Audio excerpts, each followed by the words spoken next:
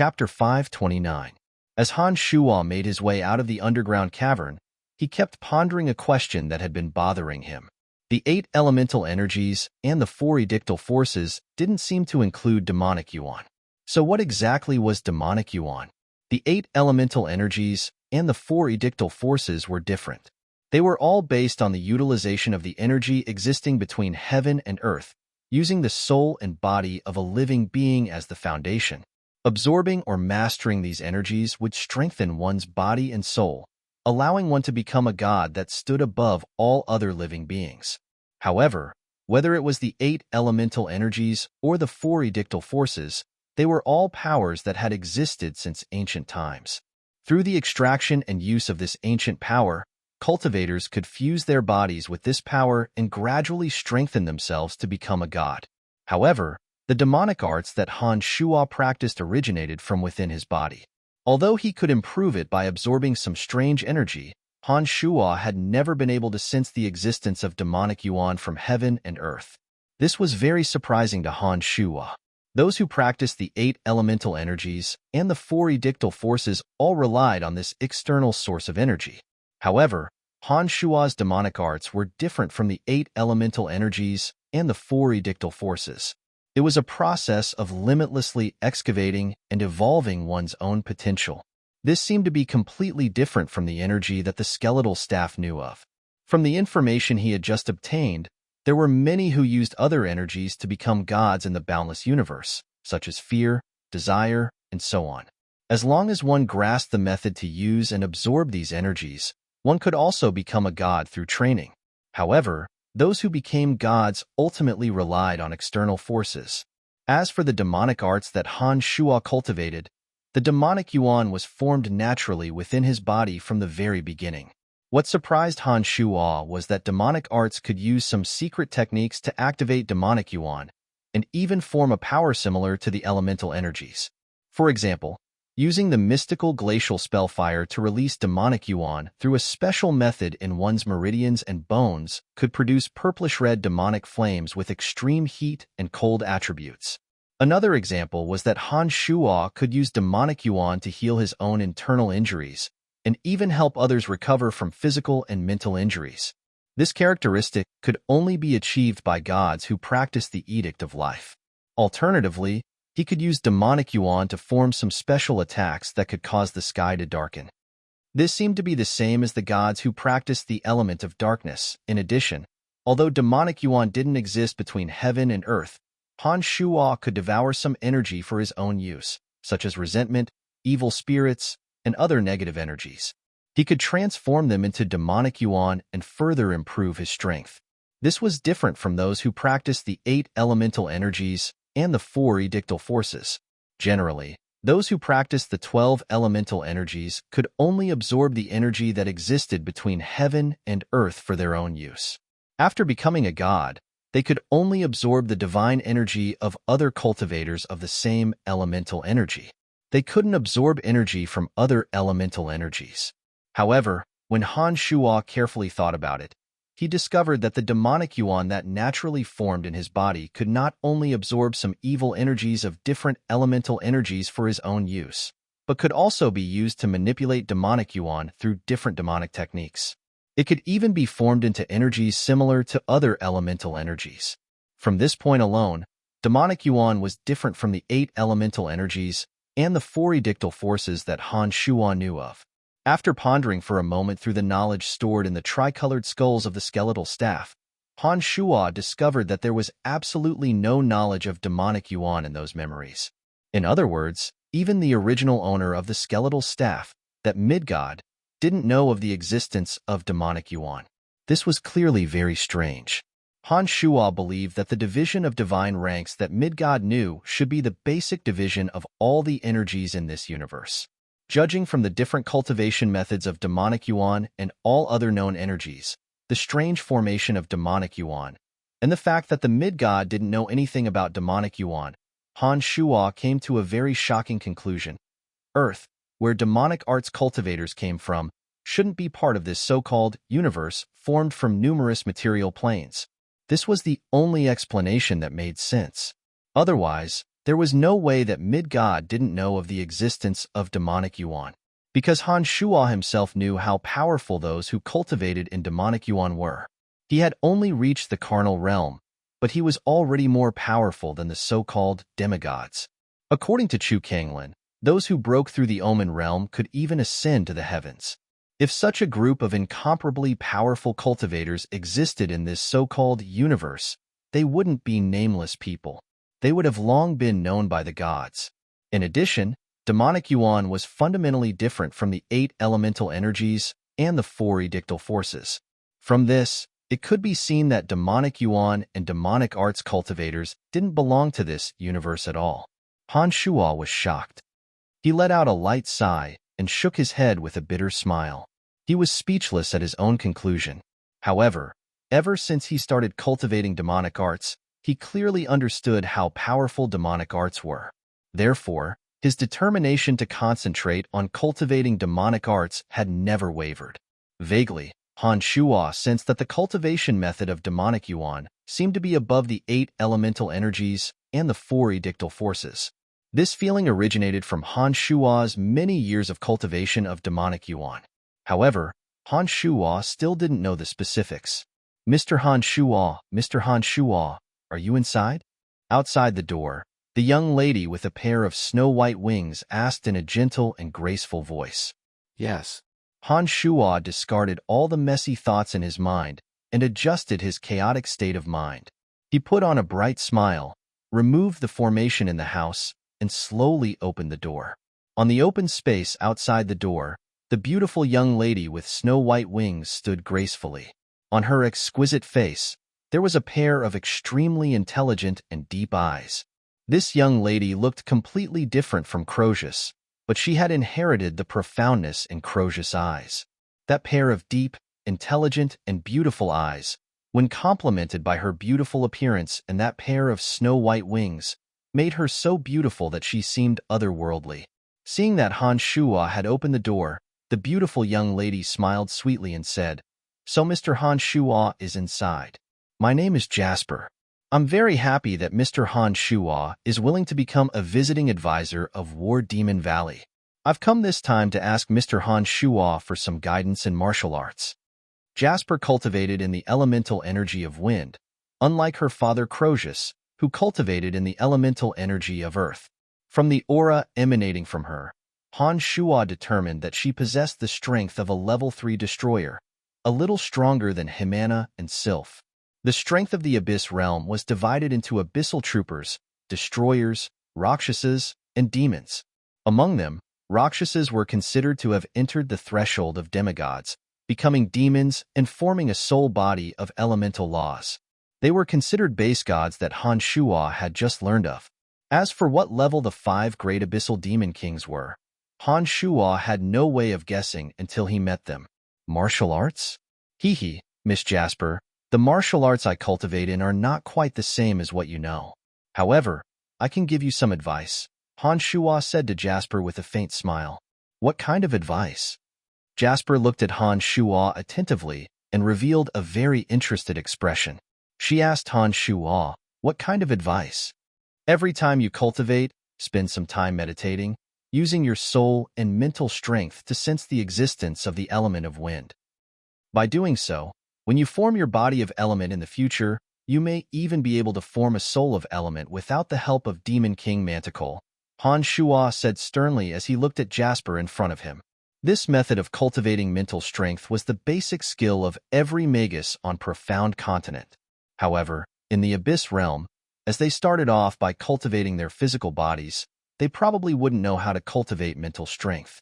The reason why Han Shuo said so was because he wanted to conduct an experiment through Jasper. As expected, when Jasper heard Han Shuo's words, she looked at Han Shuo in puzzlement. Her eyes were blank as she said, "Mental strength? Meditation? I don't understand what you mean." "How about this? Come in first and I'll explain it to you." Han Shuo turned his body sideways to allow Jasper to enter. Han Shuo stepped aside to let Jasper Indiana. When Jasper came in with a puzzled look on her face, Han Shuo made her sit cross-legged and began to explain to her the cultivation of the elemental energy between heaven and earth you have only mastered the way to utilize the physical body. In fact, you can also utilize the soul. Han Shuo imbued Jasper with some general knowledge of magic on Profound Continent. While Jasper listened with a puzzled face, Han Shuo chanted a necromancy spell, forming several bone spears in the space in front of Jasper. He said, "The soul perceives the elemental energy through mental strength. Through the incantation, it can form another form of elemental attack, just like this." As soon as he finished those words, the bone spears flew out with whooshing sounds. Amazing! Jasper was pleasantly surprised. She asked rather impatiently, "How did you do that?" "Calm your mind, calm your soul, and try to slowly comprehend the elemental energy." "Oh, right. Your body can aid in the comprehension of your soul by absorbing the element of wind. Let me tell you how to meditate." Han Shuo instructed Jasper to sit down and taught her the meditation method most commonly used by Magi on Profound Continent. The reason why Han Shuo helped Jasper so wholeheartedly was because he had other intentions. He wanted to see if he could confirm his conjecture about the last layer of the cemetery of death through Jasper. He wanted to find out if the so-called secret to becoming God was to combine the strengths of two material planes and form a soul body of elemental laws. In addition, while Han Shuo had Jasper absorb and circulate the elemental energy of wind with her body, his consciousness was closely observing the circulation of the wind element in Jasper's body. He was trying to figure out the secret behind how creatures of the abyss realm could form a body of elemental element with their flesh as the starting point.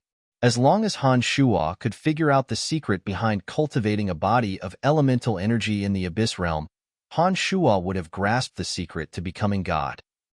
Once Han Shuo returned to Profound Continent, he could help some magi around him become gods. Chapter 530. The body structure of the abyssal realm was somewhat different from that of the natives of Profound Continent. Their bones were denser, their meridians were more resilient, and their bodies were more robust to begin with. It was no wonder that they could directly absorb and dissolve elemental energies. Standing behind Jasper, Han Shuo unfolded his consciousness, extended his left hand, and gently placed it on Jasper's fair left shoulder. A few strands of demonic yuan entered Jasper's body like gossamer threads.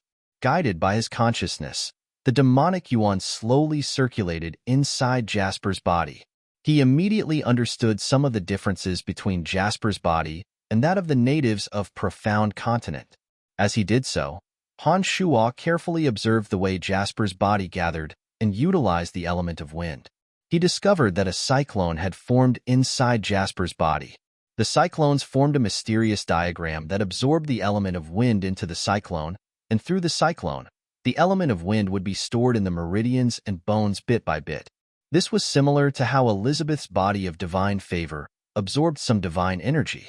Han Shuo was rather astonished when he thought of Elizabeth. Back when Elizabeth was on Profound Continent, her peculiar body of divine favor was able to absorb the divine energy bestowed by the Church of Light and the Shrine of Ice at the same time.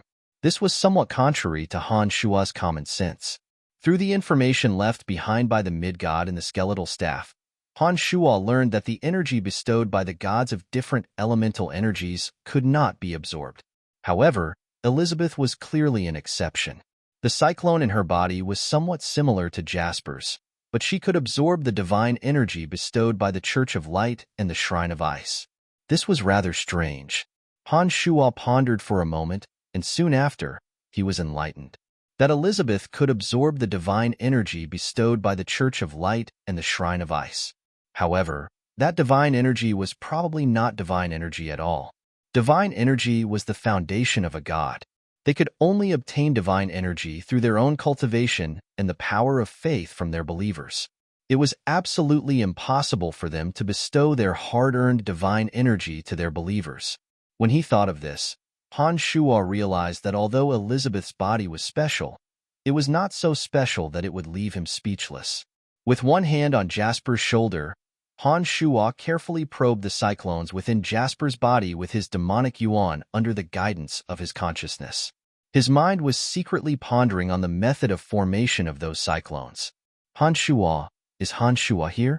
Han Shuo, who was lost in thought, was suddenly awakened by a cry from outside. Han Shuo could tell from the voice that it was Himana and Sylph. Withdrawing his left hand from Jasper's shoulder, Han Shuo raised his head and answered, "I'm here." Soon after, he said to Jasper, who had sunk into a meditative state, "The acquisition of mental strength isn't something that can be achieved overnight. Follow the method I taught you, and try to meditate when you return.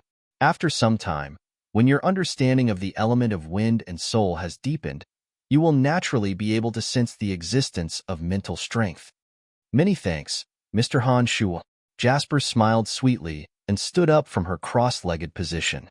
She said, "Just by meditating for a while, my soul seems to have grown even closer to the element of wind.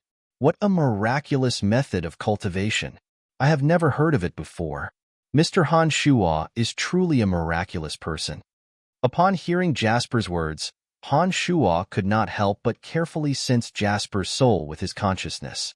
He suddenly discovered that her soul seemed to have become a little more agile and graceful. Han Shuo was startled. He thought to himself that the people of the Abyss realm had extremely outstanding perception of the physical body and elemental energy. Once guided by the right method, the affinity between the soul and elemental energy would indeed grow tremendously. At this rate, it would not be long before Jasper would be able to sense the existence of mental strength during meditation. Miss Jasper, what are you doing here?" Himana asked with some surprise when she saw Jasper standing in front of the door, talking to Han Shuo. Her charming face suddenly turned a little unnatural. "I'm here to consult Mr. Han Shuo on some questions regarding martial arts," Jasper replied indifferently. Her deep eyes glanced at Himana and Sylph, who was standing behind Himana with a similarly odd expression. She said thoughtfully, "In the Abyss realm, the strong are revered. A capable man can obtain any kind of woman. You two are truly fortunate to be following Mr. Han Shuo." Himana and Sylph both had odd expressions on their faces when they heard Jasper's words. They seemed as though they wanted to retort or say something. However, after hesitating for a while, they did not utter a single word and only stared blankly at Jasper. "All right, Mr. Han Shuo, I won't disturb you any longer. When I can sense the existence of mental strength, I will come back to ask you some questions." Himana and Sylph are famous beauties in War Demon Valley. Enjoy them to your heart's content. Before she left, Jasper winked mischievously at Han Shuo. Without waiting for Han Shuo's response, she left with a faint smile on her face. Han Shuo was rather astonished. He did not expect that a beauty with a serene and elegant appearance like Jasper would mischievously utter the word enjoy. It appeared that the Abyss realm was indeed different from the profound continent. The people here were much calmer when it came to awkward matters. "Han Shuo, she has taken a fancy to you." When Jasper disappeared and Han Shuo revealed a dumbfounded expression, Sylph said sourly, "No way. She just came over to ask me some questions about martial skills. It shouldn't be what you think." Han Shuo broke into laughter and shook his head, disagreeing with Sylph's speculation. After a pause, he asked, "Has Quinoa told you everything?" "Yes. From now on, the two of us no longer have to compete for the position of chief of the War Demon Guards.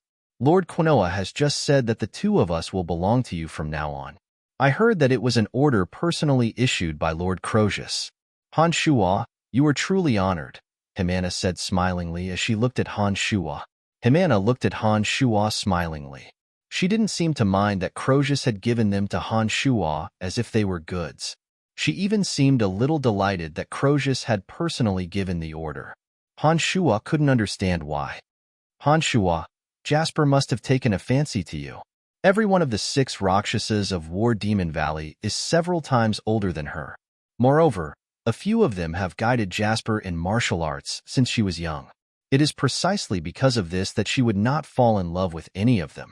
You, on the other hand, are different. You are very magical to her. On top of that, you are sufficiently powerful and have an indescribable temperament.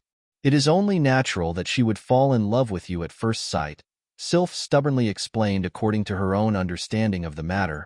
"There is no doubt about it. We worship and revere the strong. The fact that Jasper helped you in your battle with Brakya shows that she has a favorable impression of you. Just now, when she heard that you were staying in War Demon Valley, She immediately came to ask for martial arts advice from you. This has already made her attitude clear. Jimena also expressed her opinion after hearing Sylph's explanation. After listening to the two ladies' words and recalling some of the peculiar happenings in the Abyss realm, Han Shuo somewhat agreed with the two ladies' conjecture. When he recalled Jasper's creamy white skin, that pair of beautiful snow-white wings, and that pair of intelligent, deep eyes, Han Shuo's desire began to stir.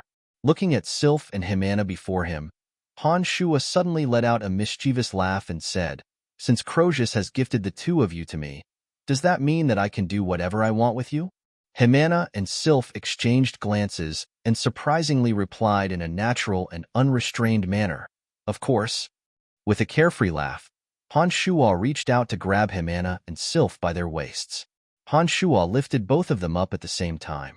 As the two ladies let out soft cries of coquettishness, Han Shuo flew and landed on the spacious bed in the room.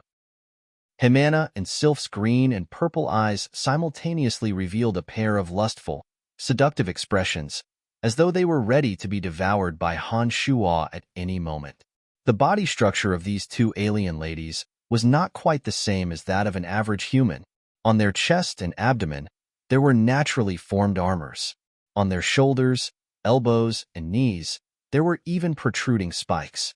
However, when complemented by their healthy, wheat-colored skin, they gave off an extremely wild and seductive sense of beauty. After throwing the two alien ladies onto the bed, Han Shuo was not in a hurry to make love to them.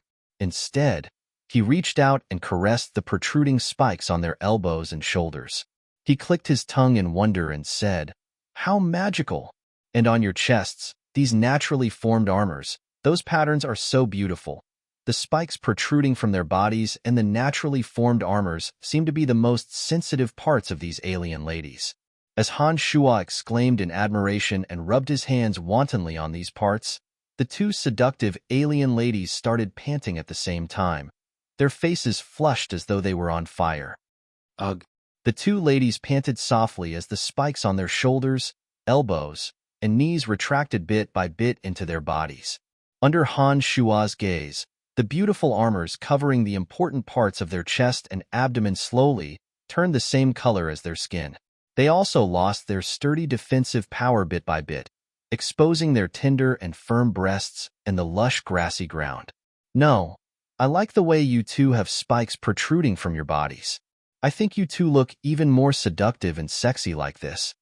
Han Shuo chuckled as he used his secret demonic flirting skill to caress the sensitive parts of the two alien ladies' breasts, buttocks, and abdomen, while expressing his opinion with an evil smile on his face. The two ladies immediately understood. The spikes that had just been retracted into their bodies once again protruded ferociously. Even their chests and abdomen were once again covered with beautiful armors. But this time, the armors had a different kind of appearance. They were like flowers blooming, with the important parts in the center exposed as the stamens of the flower. "Haha, what an enchanting and magical painting of beauties." Han Shuo was overjoyed. His hands wantonly caressed the bodies of the two girls. The two alien girls seemed to have never known that Han Shuo had such a marvelous secret art of flirting. Under Han Shuo's gentle caresses, the two girls' lust erupted like a mountain torrent. They panted heavily, their eyes filled with lustful lust. Their bewitching bodies, which were beautiful with a hint of malevolence, began to twist and turn like pythons. "Mr. Han Shuo, is Mr. Han Shuo in?" For the third time, someone called out from outside the door. Han Shuo, who was at a critical juncture, was startled when he realized that the voice belonged to Brakya, whom he had just defeated. He spread out his consciousness, only to discover that Brakya had come alone. Moreover, his expression was respectful and cautious. He did not seem to be here for revenge. Jimena and Sylph had obviously heard Brakya's cries from outside. The eyes of the two young ladies, whose bodies were suffused with passion, were a little uneasy. They seemed to be struggling to sit up from the bed. For this Brakya, who had been coveting the two of them for a very long time, there was a deep fear in the two ladies' hearts that was hard to erase in a short period of time. Brakya had long declared that he wanted their bodies. As he was one of the 6 Rakshasas of War Demon Valley, Even the master of war Demon Valley, Crozius, had tacitly agreed to it. If not for Han Shua's appearance, the two of them would have had no other choice. Now that Han Shua had defeated Brakya, they could be considered to have escaped from Brakya's clutches. However, with Brakya outside, even though they could not restrain their lust from Han Shua's teasing, the deep-rooted fear in their hearts still prevented them from acting rashly.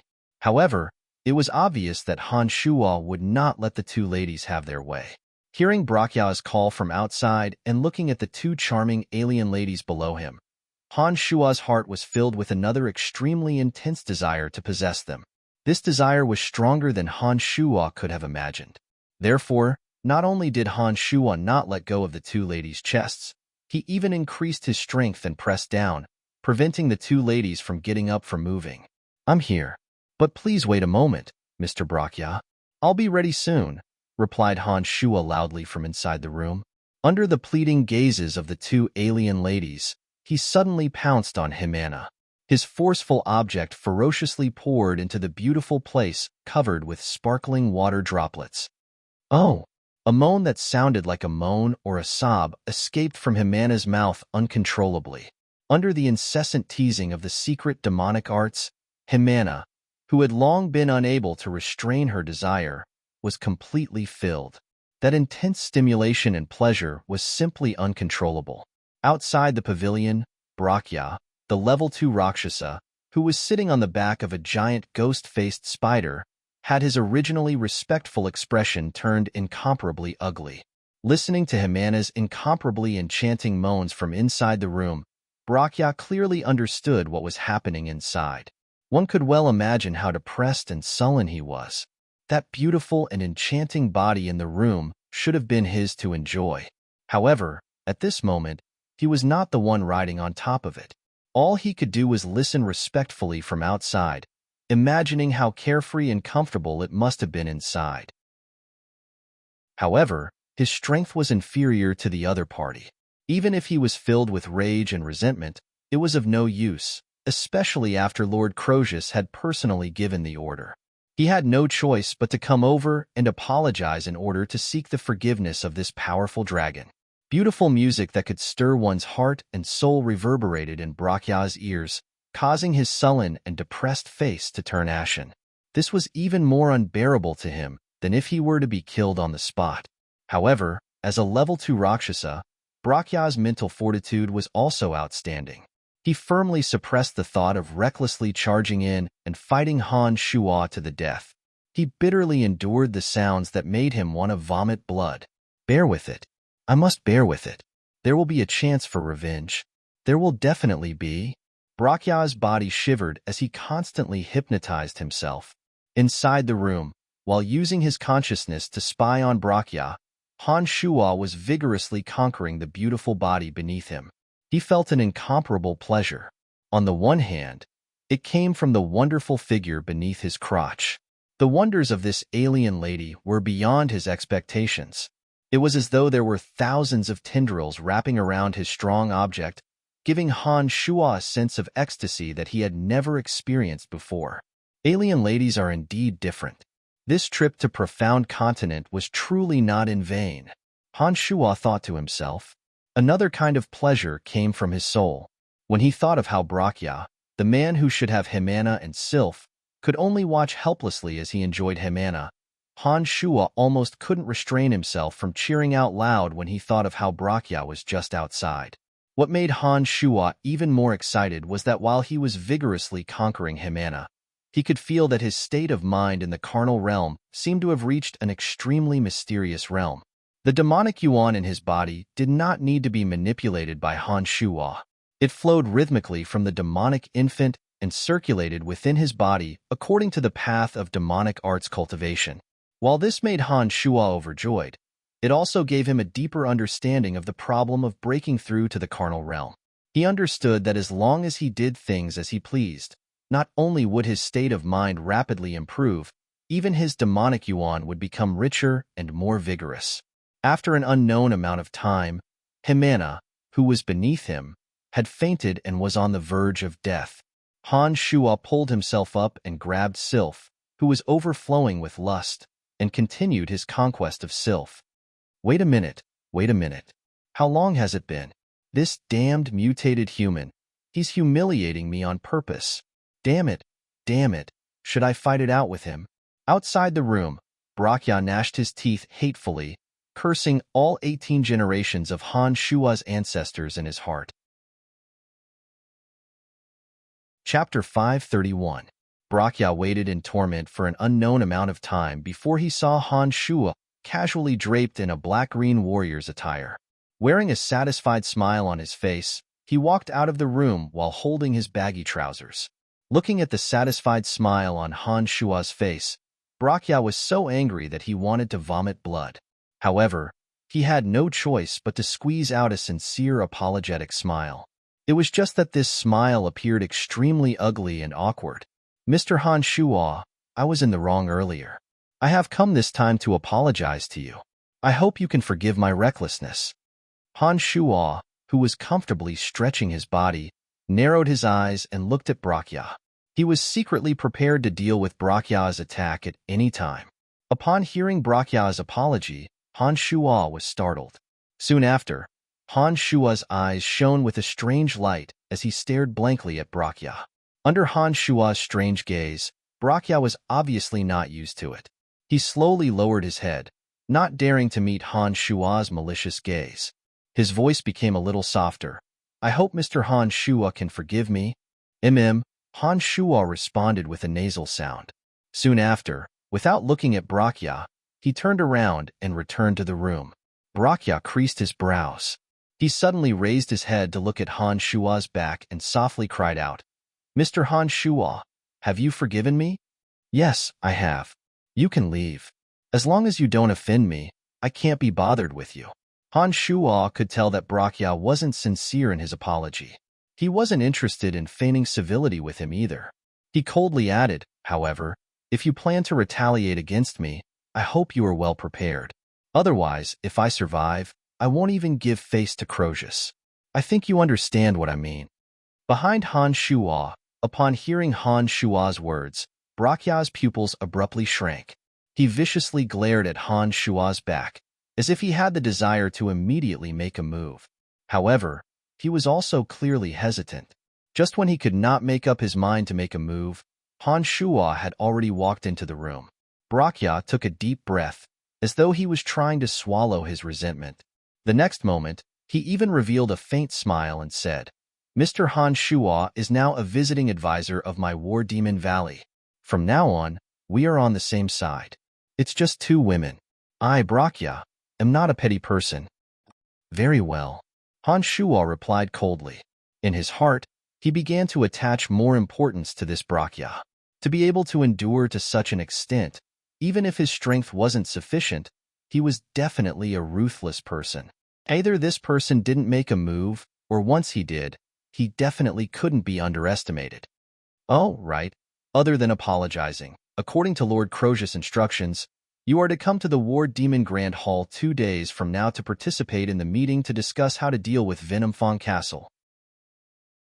I hope that you will be punctual, Brakya shouted as he looked at Han Shua's back. Got it. Han Shua turned his head around, slightly narrowed his eyes, and replied indifferently to Brakya. Brakya appeared very humble with his body hunched. He lowered his head and said, In that case, I won't disturb Mr. Han Shua's happy occasion any longer. Brakya had just taken the opportunity to take a glance inside. With his sharp eyes, he could immediately see Himana and Sylph's beautiful bodies lying in disarray.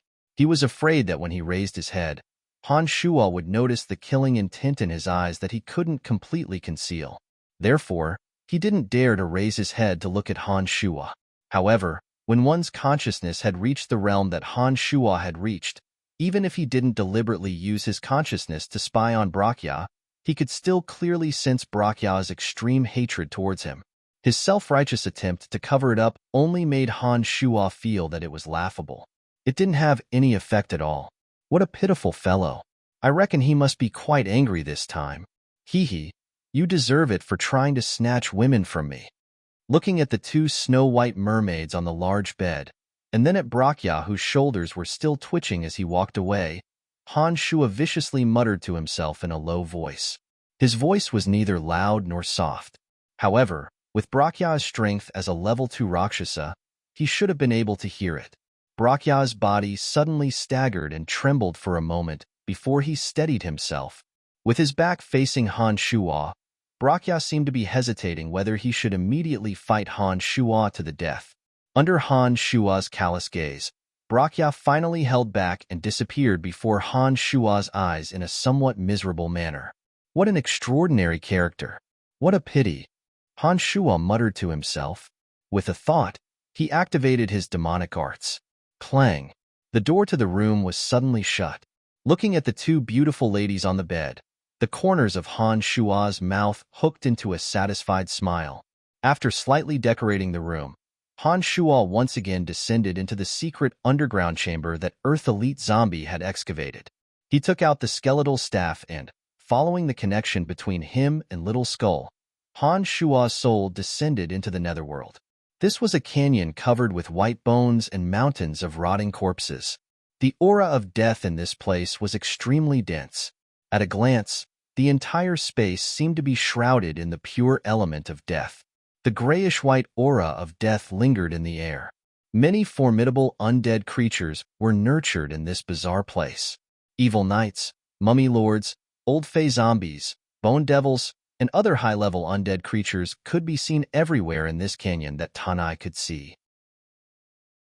They wandered aimlessly, each and every one of them like devoted and loyal guards, very cautiously defending the canyon. In the depths of the canyon, several powerful presences occupied the area. They should be undead creatures even more powerful than the old fey zombies and bone devils. For so many high-level undead creatures to gather here, something extraordinary must have happened. Han Shua had sensed Little Skull's intense mental energy fluctuations in the Abyss realm. Therefore, after Brakya left, he fled to the netherworld. Following the coordinates of Little Skull's soul, Han Shua conveniently descended into this bizarre place. Han Shua was on a barren mountain. Around Han Shua were densely packed undead creatures. Among them was Little Skull, who was riding a bone dragon, proudly hovering in midair, with an overbearing demeanor of a sovereign overlooking the world. Below him, all 5 elite zombies were present. There was a bone dragon, a king zombie, and 3 evil zombies whose strength had been constantly enhanced by Han Shua's demonic arts. None of them were missing. After absorbing the enormous energy from the ice goddess statue on the icy peak of the Shrine of Ice, Water Elite Zombie had a gentle face. His eyes seemed to have ripples of water, giving off a feminine and otherworldly temperament. On Water Elite Zombie's body was a water blue armor that covered more than half of his body. Jade ripples undulated within the armor. It was a stark contrast to the lifeless atmosphere of the netherworld. After obtaining the Viride leaf, the tall and skinny Wood Elite Zombie had made rapid breakthroughs on the path of evolution. His body naturally exuded an exuberant vitality. That exuberant aura of vitality and Wood Elite Zombie's original corpse aura actually fused together perfectly. Even Han Shua couldn't help but sigh at the miraculousness of the 5 elite zombies. "Father, why have you come?" While Han Shua was staring at Wood Elite Zombie and Water Elite Zombie, Little Skull, who was hovering high in the air, suddenly asked Han Shua. After a short pause, before Han Shua could answer, Little Skull continued, "Father, who was it that hurt you last time? I want to imprison his soul here forever and let him suffer endless pain. There will be opportunities. Don't worry, when I return next time, we will fight side by side," replied Han Shua. Soon after, he looked at the high-level undead creatures that were scattered all over Tanai's Great Gorge and asked, "I sensed the intense undulations of your soul, so I came to see what's going on. This time, you've come out in full force. Is it some big operation?"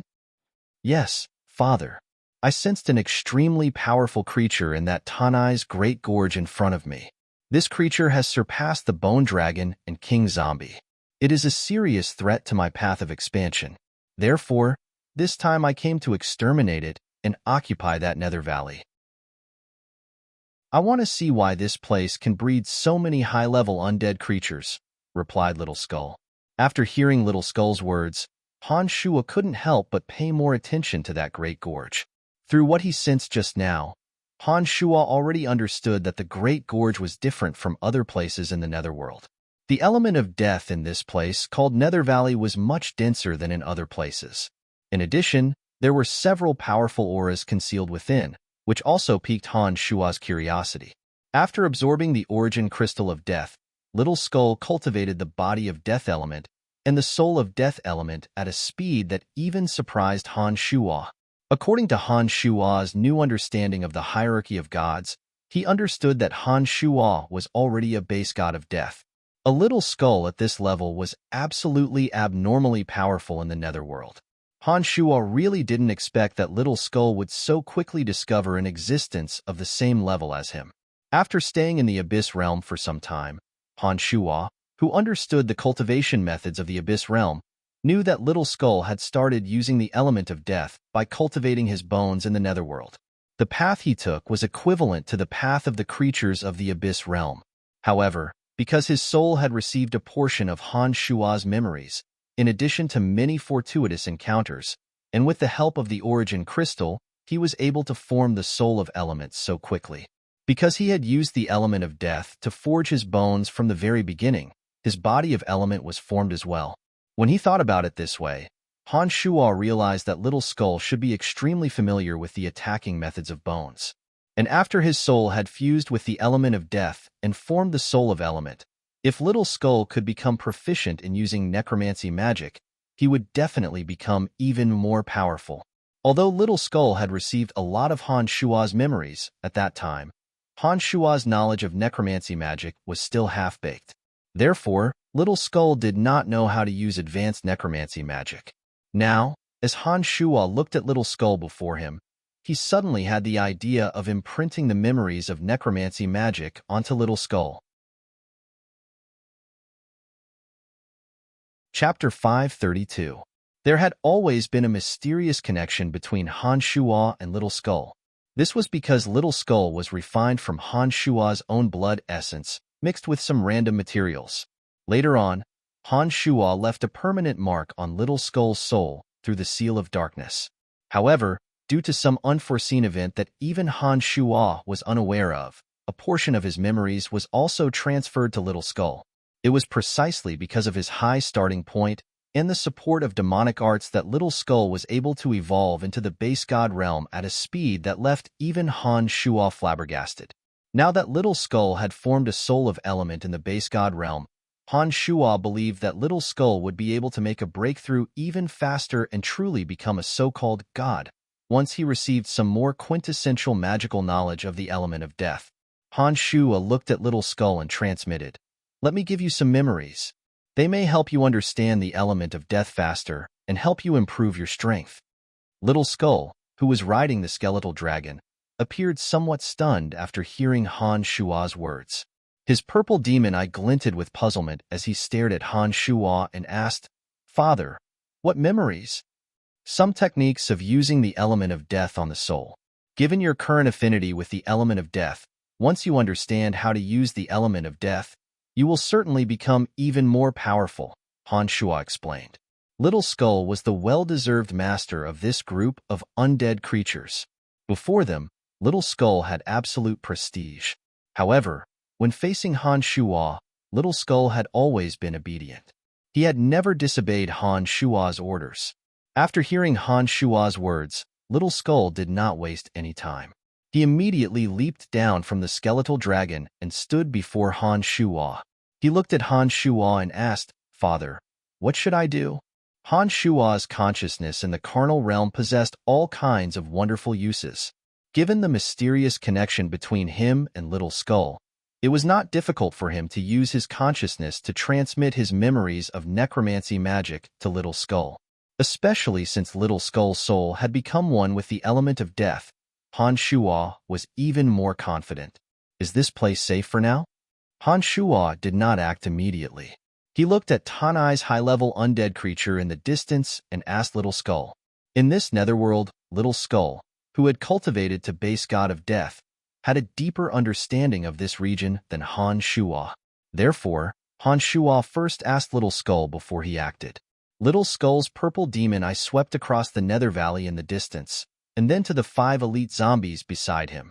He said, "Father, they have successfully practiced the formation. With the 5 of them here, I think it will be very safe." Han Shuo was overjoyed. He happily replied, "Very good. The Penta-Elemental Undead formation is finally ready. How powerful is the fusion of the energies of 5 elements?" The 5 elite zombies could sense Han Shuo's delight and were also extremely happy. These 5 little fellas all possessed high intelligence and were even boasting about their efforts to show Han Shuo that they had made a difference.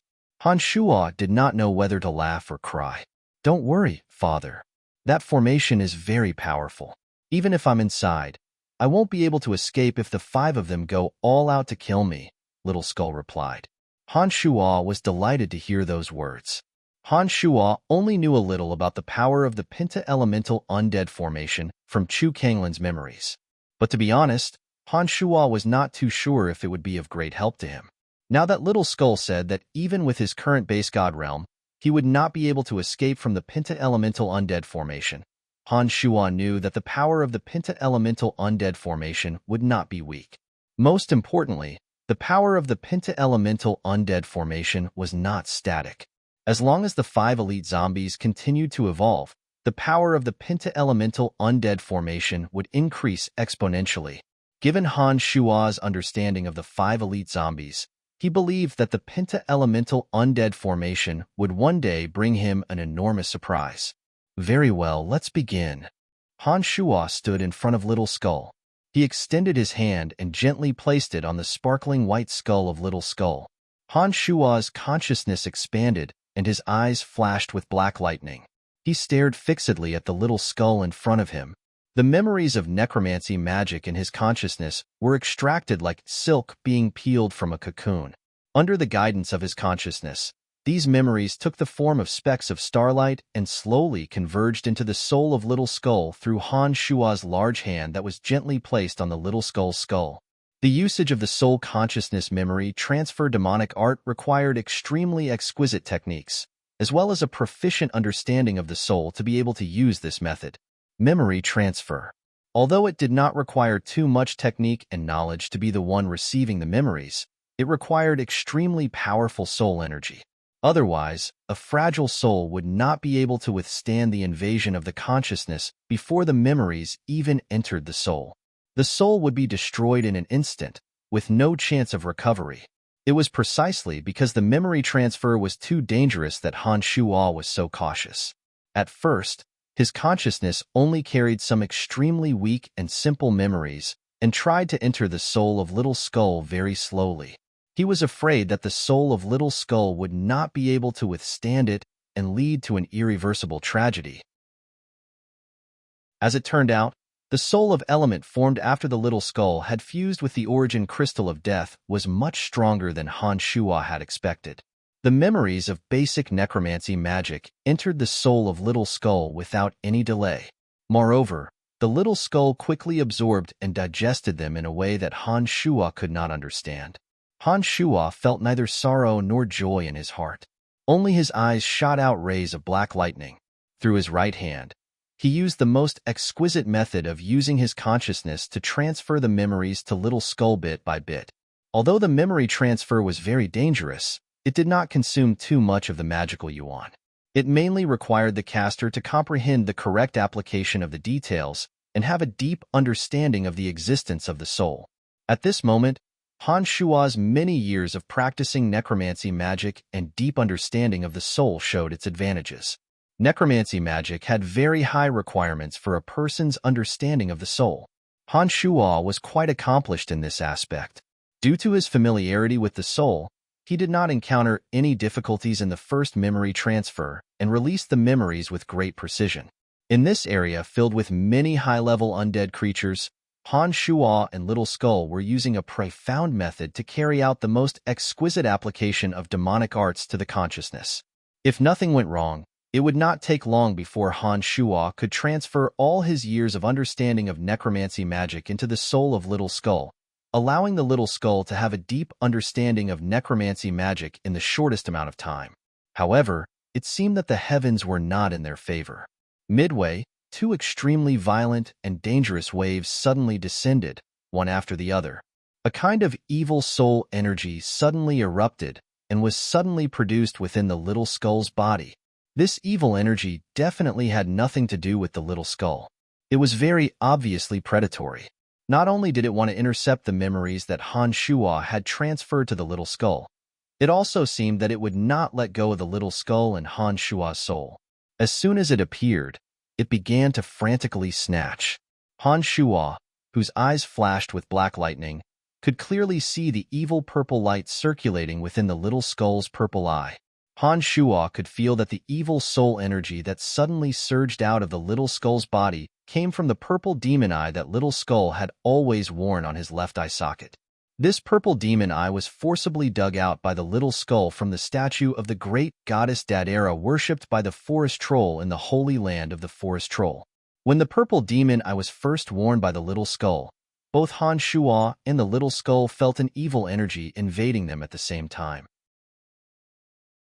However, at the critical moment, the little skull put on the strange eye patch and avoided the disaster.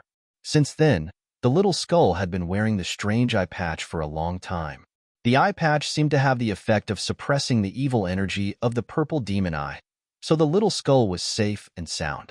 One day, the eye patch was removed by the little skull. For a long time after that, the purple demon eye did not continue to release strong invasive energy. Han Shuo thought that the little skull had completely understood the strangeness of the purple demon eye and would not suffer the same unforgettable experience again. Unexpectedly, at the most critical moment of the memory transmission, the purple demon eye, which had not shown any abnormalities for a long time, once again exploded with a strong plundering energy. This energy was even fiercer than the last time. It was actually intercepting the memory that Han Shuo had transmitted to the little skull and attempting to seize the souls of Han Shuo and the little skull at an astonishing speed. At the same time, it was unknown if the powerful existence in the Nether Valley had sensed the sudden trouble that Han Shuo and the others were in. With a terrifying howl, all the powerful undead creatures in the Nether Valley seemed to have received an attack signal. They did not continue to aimlessly defend the Nether Valley passively. Instead, with a fierce howl, they charged towards the bald mountain where Han Shuo and the little skull were. A death aura that was on par with the little skulls rushed out from the Nether Spirit Tanai amidst the terrifying howl. He led the many high-level undead army and was prepared to seize the opportunity to make Han Shuo and the little skull stay in the Nether Valley forever. Chapter 533. This was a hopeless situation. Han Shuo and the little skull had to work together to barely withstand the invading energy from the little skull's purple demon eye. This evil energy was so powerful that it was beyond Han Shuo's imagination. The memories about necromancy magic that he transmitted to the little skull through his consciousness were intercepted bit by this evil energy that had suddenly appeared. Moreover, when it was absorbing Han Shuo's memories about necromancy magic, it was constantly releasing the evil energy to overwhelm the souls of Han Shuo and the little skull. It seemed that it would not stop until it had completely taken over both Han Shuo and the little skull's souls. Bystanders simply couldn't help in a battle between souls, especially in this extremely special state. Han Shuo and little skeleton couldn't borrow any external force at all. All they could do was bitterly hold on and prevent the evil energy from corroding and encroaching on them. Although the little skull's soul had fused with the element of death and cultivated into a soul of element, it was still much inferior to Han Shuo's consciousness. Han Shuo's consciousness was a demonic art that sublimated the soul through a special method. This was a cultivation method that was completely different from the 8 major elemental systems and 4 major edictal systems. It had all sorts of incredible uses. It was only when he was faced with the invasion of this powerful evil soul that Han Shuo fully displayed the various uses of his consciousness. Under Han Shuo's full strength, his consciousness turned into thin lines that were hard to see with the naked eye. They actually condensed into strange formations in his mind, forming barriers that blocked the invasion of the evil energy. The little skull had cultivated into a soul of element, and was very familiar with and able to use the element of death. However, in a battle between souls like this, the soul of element that Little Skull cultivated could not compare to the strangeness and tenacity of Han Shua's consciousness. It could only barely cooperate with Han Shua under the guidance of Han Shua's consciousness. From the very beginning, Little Skull had been using the aura of death on his body. He had walked the same path as the creatures of the Abyss Realm, gathering the incomparably dense element of death on his pure white bones, forming a body of crystal-clear jade bones with extremely high combat power. It was for this reason that when his soul fused with the origin crystal to form the soul of element, he was able to quickly grasp the key to cultivating the body of element from his body of bones and reach the realm of base god. Little Skull, who had just attained the base god crystal, had formed a soul of element on Earth. However, he still did not know how to use the energy of the soul. This time, Han Shua wanted to transfer the memories of necromancy magic to him in order to make up for his shortcomings in this area. However, it seemed that he was still a step too late. The evil energy that erupted from the purple demon eye was no longer limited to the purple demon eye. It had long since surged towards Han Shua and Little Skull like a mountain torrent. Although Han Shua's consciousness had all kinds of marvelous uses, he could only retreat step by step under the invasion of this soul energy that was not on the same level as him. Just as Han Shua and Little Skull's souls were on the verge of being completely occupied by that energy at any time, departed spirit Tanai rushed out of a cloud of terrifying, misty green aura of death. It was a strange green mass of aura. The aura of death within it was incomparably dense, and faint wisps of green light were radiating from it. Terrifying shrill howls erupted from within the green mass of aura. Behind the green mass of aura, 3 skeleton kings and 2 bone dragons, along with many periostracum, old fey demons, and other high-level undead creatures, charged straight towards them. The formidable undead creature within the green mass of aura possessed formidable strength that rivaled Little Skull. Along the way, the terrifying aura of death erupted like a flood, blowing up all of Little Skull's subordinates in the periphery. Not a single one of them was spared. The creature within the green mass of aura annihilated all the undead creatures in the periphery as though crushing dry weeds and smashing rotten wood. Leading the numerous high-level undead creatures behind it, it charged towards the small hill. It did not waste any words. Along the way, it let out shrill howls incessantly, causing the undead creatures on Little Skull's side, who had lost their backbone, to constantly retreat in fear. Their momentum had weakened by more than a level. The soul of this undead creature with base god strength was much stronger than that of Little Skull, a rookie who had just become a base god. Its shrill howls coincided with the essence of necromancy magic. The aura of death lingered in the air, forming a magic similar to soul tremor. It destroyed the will of the numerous undead creatures on Little Skull's side. Only the 3 evil knights refined by Han Shua using demonic arts and the 5 elite zombies were completely unaffected by the shrill howls. The 5 elite zombies, in particular, were not only fearless, but had already spread out on the bald hill according to the arrangement of the penta-elemental undead formation. Except for Water Elite Zombie and Earth Elite Zombie, the other 3 had taken out the treasures of their respective elements. The energies of metal, wood, water, fire, and earth rapidly fused together in a way that no one could understand.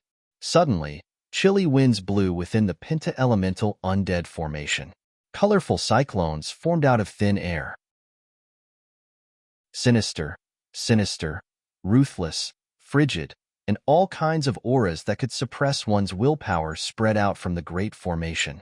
It was as though a world-destroying demon was hibernating within the formation, waiting for any creature that came to challenge its majesty. Strangely enough, the undead creature from the Nether Valley that had swept through the penta-elemental undead formation, as though it was about to enter the penta-elemental undead formation, suddenly froze. The cloud of green mist lingered within the penta-elemental undead formation for a while before it once again let out a terrifying shrill howl. The 3 skeleton kings and the 2 bone dragons that were charging towards it came to an abrupt halt, not daring to take another step forward. The cloud of green mist stood in front of the penta-elemental undead formation. Its shrill howls turned into orders to stop its subordinates from attacking. It seemed to have sensed the evil and ruthless energy concealed within the penta-elemental undead formation and did not dare to take another step forward. At this time, Han Shuo and Little Skull were still retreating in defeat. The layers of defensive forces deployed by their consciousnesses had been shattered by the invasion of the evil energy. They could no longer form any effective defensive measures. Just as Han Shuo was feeling depressed for no reason, the cloud of green mist that stood in front of the penta-elemental undead formation abruptly erupted with formidable soul energy. It instantly joined the dangerous battle between Han Shuo's Little Skull and the evil soul energy from the purple demon eye. This soul with base god strength was equally ambitious. As soon as he joined the battle, he immediately launched soul attacks on Little Skull. He seemed to be determined to obtain Little Skull's soul. Both of them cultivated in the elemental energy of death. In terms of soul manipulation, this fellow was far superior to Little Skull. As soon as the new soul energy appeared, Little Skull's soul, which had been under the protection of Han Shuo's consciousness, immediately felt an unbearable pressure. It was like a candle in the wind that could be extinguished at any time. Han Shuo felt a fear that he had never felt before. He was afraid of Little Skull's soul, but there was nothing he could do. This feeling made Han Shuo want to vomit blood. Suddenly, a turning point appeared in the dead end. The soul energy from the purple demon eye that had been constantly pressuring Han Shuo suddenly split off and attacked the new soul energy in a domineering manner. The soul energy from the purple demon eye was the most powerful. It had an extremely strong desire to plunder, as if it wanted to capture the souls of Little Skull, Han Shuo, and the newcomer in one fell swoop. After losing half of the pressure from the soul energy, the pressure on Han Shuo's consciousness immediately decreased by a lot. He hastily reformed the fragmented defensive formation in the battlefield of consciousness. At this time, the new soul energy that had originally joined the battle to completely absorb Little Skull's soul had instead taken on the brunt of the soul energy from the purple demon eye. For a moment, Han Shuo, Little Skull, and the new soul energy had all become passive defenders. However, with the addition of this new soul, the pressure on Han Shuo had abruptly lessened. Although he was still retreating, he wasn't defeated as quickly as before. However, if this trend continued, Han Shuo, Little Skull, and the new soul energy would still have no chance. In the end, their souls would be completely erased, and they would become puppets of the soul of the purple demon eye, unable to escape for the rest of their lives. At this time, Han Shuo suddenly had an absurd yet extremely daring idea. As soon as this idea came to mind, Han Shuo only hesitated for a moment before he immediately executed it. Taking advantage of the fact that he still had some energy left, Han Shuo braved the threat of having his consciousness destroyed in both body and body. At this incomparably dangerous moment, Han Shuo shuttled between his soul and body. Something miraculous that made Han Shuo wild with joy suddenly happened. As Han Shuo's soul shuttled, the four entangled souls simultaneously twisted together and fell from the abyss realm into the space-time tunnel, falling into the abyss realm of unknown distance. As soon as they entered the space-time tunnel, the other three souls, including Little Skull, suddenly became extremely weak. Only Han Shuo, the owner of the skeletal staff, who was the caster, was completely unaffected by this soul shuttling through the space-time tunnel. His consciousness did not weaken in the slightest. In the short span of a few seconds, Han Shuo, who had planned this beforehand, gathered all his strength and burst out his consciousness and mental strength at the same time. First, he bombarded the weaker soul that arrived later, instantly dealing a heavy blow to that soul. After that, Han Shuo exerted his strength again. He concentrated all his strength and bombarded the evil soul in the purple demon eye, which had been weakened to the extreme in the space-time tunnel. At this time, the soul energy in the purple demon eye also exerted its strength with all its might and bombarded Han Shuo's concentrated attack. A terrifying rumble erupted from the three souls. In the short span of a few seconds, a miraculous change took place in this space-time tunnel of unknown location. In the abyss realm, Han Shuo, who was hiding deep underground, felt as if he was being bombarded by a giant hammer. Blood flowed from all 7 of his orifices. His body trembled violently. Han Shuo, who was holding the skeletal staff, felt a splitting headache. It was as if 10,000 sharp knives were twisting in his brain. It was an unbearable pain. The evil soul energy from the purple demon eye had not been extinguished yet. It was still tenaciously surviving. Although it was much weaker than before, it was still inexplicably fierce and continued to stubbornly occupy Han Shuo's soul. A soul aura filled with endless resentment and slaughter and destruction suddenly erupted from the demon's lair edge that was dormant in Han Shuo's body.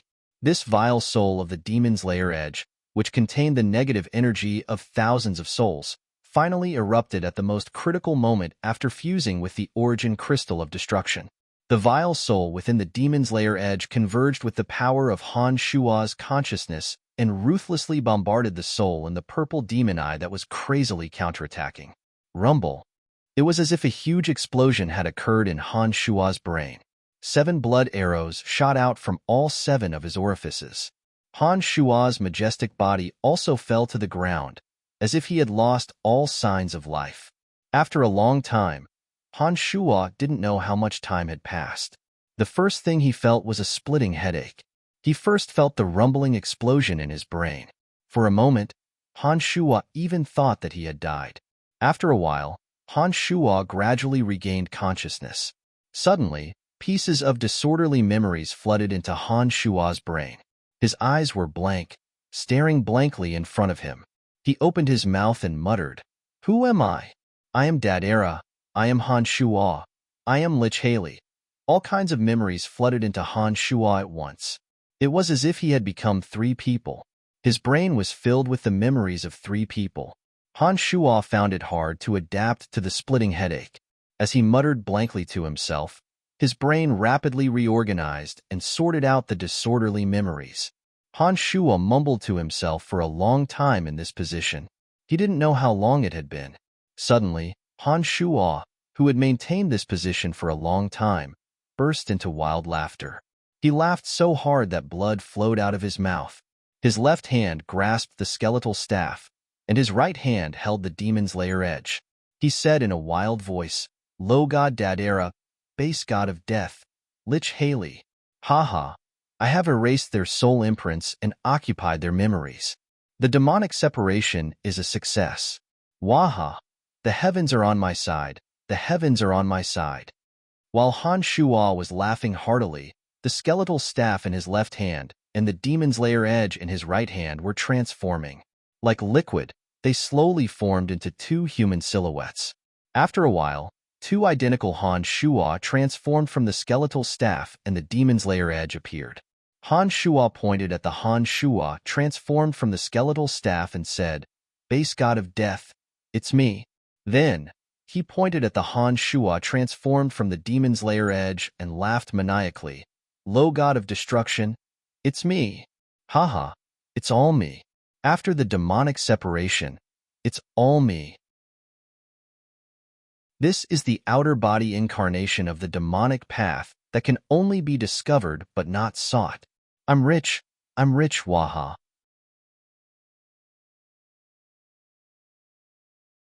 Chapter 534. No matter how hard Han Shuo racked his brains, he couldn't figure out what kind of miraculous event had taken place in those few short seconds of his soul traversing through space to create such a bizarre, yet delightful scene.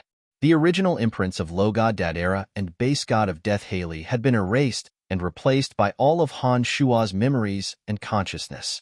In other words, from this moment on, Logod Dadera and Base God of Death Haley had vanished forever. Their souls were occupied by Han Shuo's demonic energy. In a way that even Han Shuo couldn't understand, they were attached to the demon's lair edge and the skeletal staff, allowing Han Shuo to possess 3 souls and form the so-called outer body avatars of the demonic path. Logod Dadera had cultivated to become a low god by using the energy of plunder as her primary ability. However, her energy of plunder wasn't as widespread as the energy of the 8 elements that could be found in all material planes. Therefore, after becoming a low god, her progress was very slow. She wouldn't be able to take another step forward for tens of thousands of years. In that war that involved all the experts on profound continent 5,000 years ago, Dadera, a low god whose second nature was to plunder, participated in it. However, Dadera didn't side with any party. Instead, he was like a thief, waiting for an opportunity to plunder. In the end, his divine body was destroyed by a mid-god of the Druidic order who cultivated in the Edict of Life. His soul was sealed in the purple demon eye formed from the remains of his divine body. Gods who cultivated in the Edict of Life generally wouldn't do something that would destroy the body and soul of a human unless they had no other choice. On top of that, Dadera wasn't in cahoots with the evil gods of death and destruction. Therefore, he was lucky enough to escape the calamity. However, he was sealed and sent back to the forest troll. Dadera was, after all, a god. Although he was sealed with an eye patch, his divine energy was still present. For 5,000 years, the forest troll's faith in Dadera had always existed. Therefore, even after he was sealed, Dadera was still slowly gaining divine energy thanks to the power of faith contributed by the forest troll. Dadera, who was constantly thinking of breaking free from the seal, had his eye patch torn apart by Little Skull in the sacred land of the forest troll, dug it out, and placed it in his empty eye socket. At that time, Dadera was wild with joy and immediately tried to occupy the souls of Han Shuo and Little Skull. Later on, when Little Skull and Han Shuo couldn't take it anymore, Han Shuo reminded Little Skull to put on the eye patch that sealed Dadera. The eye patch that sealed Dadera sensed Dadera's plunderer nature and finally released the energy left behind by the mid-god cultivating in the Edict of Life, immediately inflicting heavy damage on Dadera. It was also because of this that Dadera remained quiet for quite a few days after being heavily injured. Slowly, the last of his strength was released, and the blindfold that sealed him finally lost its sealing power. Having been injured once, Dadera didn't dare to act recklessly, fearing that he would once again suffer an irreparable blow. He had been waiting for a suitable opportunity all this time, and when Han Shuo used his consciousness to transfer his memories to Little Skull, the cunning Dadera, who had been patiently waiting for a long time, suddenly made his move. He planned to take advantage of the crucial moment when the souls of Han Shuo and Little Skull were connected to each other to occupy both of their souls. If not for the addition of the base god of death, Haley, who had been patiently waiting for a long time, Dadera would have successfully occupied the souls of both Han Shuo and Little Skull. Unfortunately, it seemed that his luck wasn't too good. In the end, Han Shuo and the vile souls in the Demon's Lair Edge worked together to completely erase the master seal of his soul. Han Shuo's consciousness then split into a complete set of memories and consciousness to replace his soul. It fused with the vile souls in the Demon's Lair Edge and used the Demon's Lair Edge as its body to form an avatar. Not only did Han Shuo gain nothing, but he also lost everything. Under the joint attack of Han Shuo and the vile souls, Han Shuo's memories, divine energy, and soul were completely dominated by Han Shuo. The Demon's Lair Edge, a peerless weapon forged using demonic arts and fused with the element of destruction, became a low god of destruction that possessed the characteristics of demonic arts. Haley was in a similar situation. He was a necromancer who cultivated his soul. After a long period of time, Haley finally reached the base god realm of death. In the Nether Valley where he stayed, there was an enormous gravestone that was somehow formed. That gravestone had the ability to gather the element of death. However, it seemed that it couldn't be moved out of the Nether Valley. After discovering the miraculousness of the Nether Valley, Haley stayed there and used the gravestone to accelerate the gathering and cultivation of the element of death. Han Shuo obtained a lot of useful information from Haley's memories. Haley, a base god who cultivated his soul as a necromancer, far surpassed Han Shuo in the application and understanding of the element of death. After occupying all of Haley's memories, Han Shuo suddenly understood the boundary of aging that he couldn't release before, as well as some necromancy knowledge that he didn't understand. This was the second time that Han Shuo occupied the soul of a necromancer. The first time was with Claude, who directly made Han Shuo an archmage and allowed him to understand a lot of knowledge that he didn't understand. But this base god of death named Haley, his understanding of necromancy knowledge was far beyond Claude's level. Han Shuo immediately understood many cryptic necromancy knowledge. It was unknown what happened in the space-time tunnel, but Han Shuo similarly erased Haley's soul imprint. His consciousness split out all of Haley's memories and forcibly took over and fused with Haley's consciousness and memories. With Haley's original soul as the foundation and the skeletal staff as the body, Han Shuo formed another avatar with base god strength. At the same time, the secrets of the other two skulls and the skeletal staff completely fused with the soul of Han Shuo's avatar. It was only at this moment that Han Shuo discovered that one of the skulls contained knowledge and understanding of necromancy, while the other explained in detail all the secrets of the Cemetery of Death's formation and utilization, including how to use the skeletal staff to perform interplanar teleportation. The original owner of the skeletal staff was a mid-god of death. The knowledge and understanding of necromancy that he had left behind was completely suitable for Han Shuo, a base god of death who had forcibly seized all of Haley's memories, to continue cultivating and comprehending it. This was simply the most perfect thing to do. The only thing that made Han Shuo a little regretful was that the Cemetery of Death wasn't created by the original owner of the skeletal staff. Han Shuo only knew how to use it, but he couldn't create another one by himself. The Cemetery of Death was created by that overgod of death and was distributed to his subordinates as a tool so that they could travel to various material planes through the Cemetery of Death and spread death and destruction. This would increase the level of faith of that overgod and strengthen his divine energy in the process of death. As long as he could find an interplanar teleportation matrix or another Cemetery of Death in the Abyss realm, with the memories that Han Shuo had obtained from the skeletal staff, he could absolutely use the coordinates to perform interplanar teleportation. Although it was a long journey back, it would be very simple once he found an interplanar teleportation matrix. Father, father. Little Skull's consciousness sounded in his mind. Han Shuo stared blankly for a moment before quickly coming to his senses. He hastily asked with concern, "Are you all right?" "I'm fine. It's just that my soul and body have separated," replied Little Skull. Little Skull replied. After a pause, Little Skull suddenly asked in astonishment, "Father, why do I feel that you've become three people? What is going on? Where are the other two forces? Where did they go?" From the beginning of the soul traversal, Han Shuo's consciousness had only been focused on Dedera and Haley. Little Skull had never participated in that extremely dangerous battle of souls. When his soul came out of the spatial tunnel, it had returned to normal. It was just that he was shaken by the aftermath of the last soul shock from Han Shuo and Dedera. "Haha, there aren't three people. It's just me." Han Shuo was very pleased. He didn't explain much and said, "Come, let's return to the netherworld. I'll return your soul to its original position." This time, Han Shuo's body didn't move. It was the avatar that had fused with the skeletal staff and Haley's soul. After a flash of brilliance, the skeletal staff was still in Han Shuo's hand. However, the main soul within had already crossed the material planes and descended into the netherworld.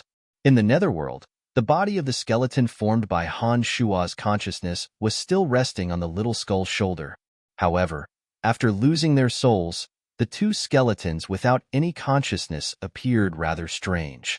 As soon as the two souls of Han Shuo and Little Skull entered, the two skeletons once again regained their vitality. However, the purple demon eye within the Little Skull's left eye socket had already shattered. Specks of purple starlight were absorbed by the jade-like skeleton of the Little Skull. Currently, Han Shuo's soul was at the base god realm of death. This soul had an extremely wonderful comprehension of the element of death. With a single thought from Han Shuo's soul, the element of death would condense and release its might through various kinds of wondrous magic. However, although this soul possessed all of Han Shuo's memories, consciousness, and memories, just like the consciousness of the main body, this soul was not consciousness after all. Therefore, Han Shuo could not impart all of his memories to the Little Skull through this base god of death soul. The transfer of memories could only be achieved through consciousness that specialized in demonic arts. Han Shuo was not in a hurry. At this moment, the body formed by the element of death gazed into the distance at the army of death that had arrived together with Haley. There were still no changes in this place. In front of the Penta-elemental undead formation, a cloud of green mist floated motionlessly. Behind it were 3 skeleton kings and 2 bone dragons, quietly awaiting their master's orders. After completely absorbing the soul energy of Haley, the base god, Han Shuo abandoned the body of the skeleton that he had previously condensed. He transformed into a shadow and entered the cloud of green mist. The green mist that had been lingering in the air gradually dispersed, revealing a green rhombus-shaped crystal. That green rhombus-shaped crystal was none other than Haley's body. However, after Han Shuo's soul had fused with the skeletal staff, he no longer needed this green crystal that was highly condensed from the element of death. This crystal was the same as an origin crystal of death. The only difference was that it could be fused with the body. Any living being that cultivated in the element of death could fuse with this green crystal to form a body of death. Han Shuo did not need it, but a necromancer like Fanny desperately needed it. As long as Han Shuo could figure out a set of refinement methods for the element of death in the Abyss realm, once he returned to Profound Continent, Fanny would be able to form a body of element through this green crystal that was already a body of element.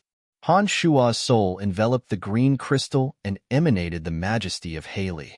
The 3 skeleton kings, the 2 bone dragons, and the other high-level undead creatures immediately submitted to Han Shuo, not daring to move a muscle. Han Shuo, who had completely occupied Haley's soul and memories, was now Haley. Naturally, those undead creatures would be silenced by Han Shuo's might. Han Shuo did not waste any words. He pointed at the little skull in the distance and said, "From today onwards, apart from me, he is also your master." These high-level undead creatures all possessed intelligence. When they heard Han Shuo's words, they revealed puzzled expressions. However, there was a deep-rooted hierarchy among undead creatures. Although they were puzzled, they did not dare to disobey Han Shuo's orders. Each and every one of them respectfully prostrated on the ground and shouted in unison, "Yes, master." Revenant Tanai has a strange gravestone. There are some complicated and obscure patterns and lines on the gravestone. In the future, your cultivation will be faster here. Spend some time and see if you can comprehend anything from it, Han Shuo transmitted as he looked at the little skull. "Understood, Father." "Congratulations, Father. I have now understood some things." Father has undergone an unimaginable transformation. "I know that Father has become very powerful now," said the little skull. As expected of the wisest one, Han Shuo thought to himself. He then said, "All right, I'll take my leave for a while. When I have time, my main body will transfer the memories of necromancy magic to you." Shortly after, Han Shuo handed Haley's green crystal to the Earth Elite Zombie. His soul shuttled back, and he once again summoned the Earth Elite Zombie in front of him. After collecting the green crystal, he sent the ignorant Earth Elite Zombie back. Han Shuo's soul could freely travel between 2 planes, but he couldn't carry any physical objects. Therefore, he used the Earth Elite Zombie as a medium. As for the 2 avatars that had just been formed, Han Shuo still wasn't very proficient in using them. Before he completely understood the secrets of his avatars, Han Shuo wouldn't separate his 3 souls in case something went wrong and he couldn't fix it in time. "Oh, I forgot about the meeting that Brakya mentioned. I don't know how long it's been. Let's go up and take a look." When Han Shuo thought of this, the skeletal staff and the Demon's Lair edge transformed into 2 rays of light and simultaneously disappeared into Han Shuo's body. Now that Han Shuo's strength had skyrocketed by more than 10 times, Crozius was no longer someone that Han Shuo needed to be especially careful of. Therefore, even though Han Shuo was late, he didn't take it to heart. Those who possessed absolute strength could absolutely make others wait for them. This was the rule of the Abyss realm.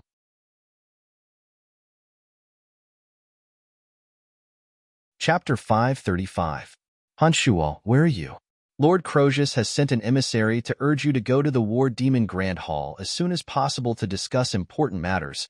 Jimena immediately panicked when she saw Han Shuo after emerging from the underground chamber. Jimena was obviously in awe of Crozius. In War Demon Valley, Crozius was the local tyrant with absolute authority. Jimena was afraid that Crozius would blame Han Shuo for this matter. Therefore, she appeared extremely worried. Time was divided in the Abyss Realm differently from that on Profound Continent. One day in the Abyss Realm was equivalent to half a month on Profound Continent. Based on what Brakya said 2 days ago, Han Shuo understood that he must have stayed in the underground chamber for a month. No worries, I'll head over now.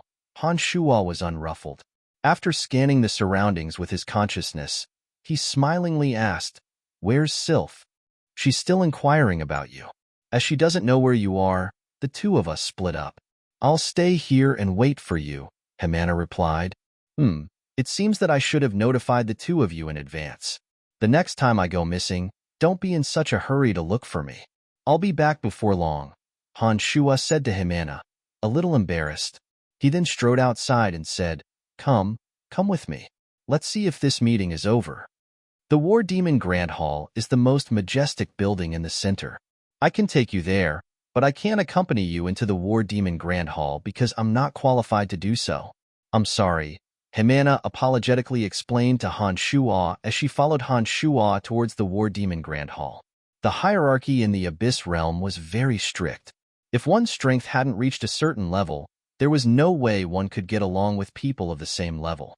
Himana and Sylph, the two alien girls, only possessed the strength of destroyers. Obviously, they weren't qualified to participate in the meeting at the War Demon Grand Hall. This was the rule of the Abyss Realm. After hearing Himana's explanation, Han Shuo didn't insist and quickly headed towards the War Demon Grand Hall with her. This was the rule of the Abyss Realm. After hearing Himana's explanation, Han Shuo didn't insist and quickly headed towards the War Demon Grand Hall with her. On the way to the War Demon Great Hall, Han Shuo inspected his body with his divine sense and discovered that his main body had suffered some injuries. His demonic infant had also suffered some damage. However, after going through this dangerous battle, his willpower had become even more tenacious. Compared to the minor injuries that the demonic infant had suffered, the benefits he had obtained were simply immeasurable. At present, Han Shuo's demonic body art only had the strength of a demigod. But of his two avatars, one possessed the strength of a base god of death, while the other was even more terrifying, having reached the low god realm of destruction. Han Shuo's strength had far exceeded that of the past after his 3 souls coexisted. If he were to return to Profound Continent now, Han Shuo believed that the 6-horned tribal king of the soul race and the saintess of the Church of Light would have no chance of escaping alive. On Profound Continent, perhaps only the primordious dragon with unfathomable strength could put up a fight against Han Shuo. Han Shuo had always been thinking about this hatred that was buried deep in his heart. "Captain Nambro, so you are the one in charge of guarding the door. Han Shuo is late this time. May I know if the meeting is still going on?" Himana asked hurriedly when she saw the captain of the Shiro Brigade standing solemnly in front of the most majestic building.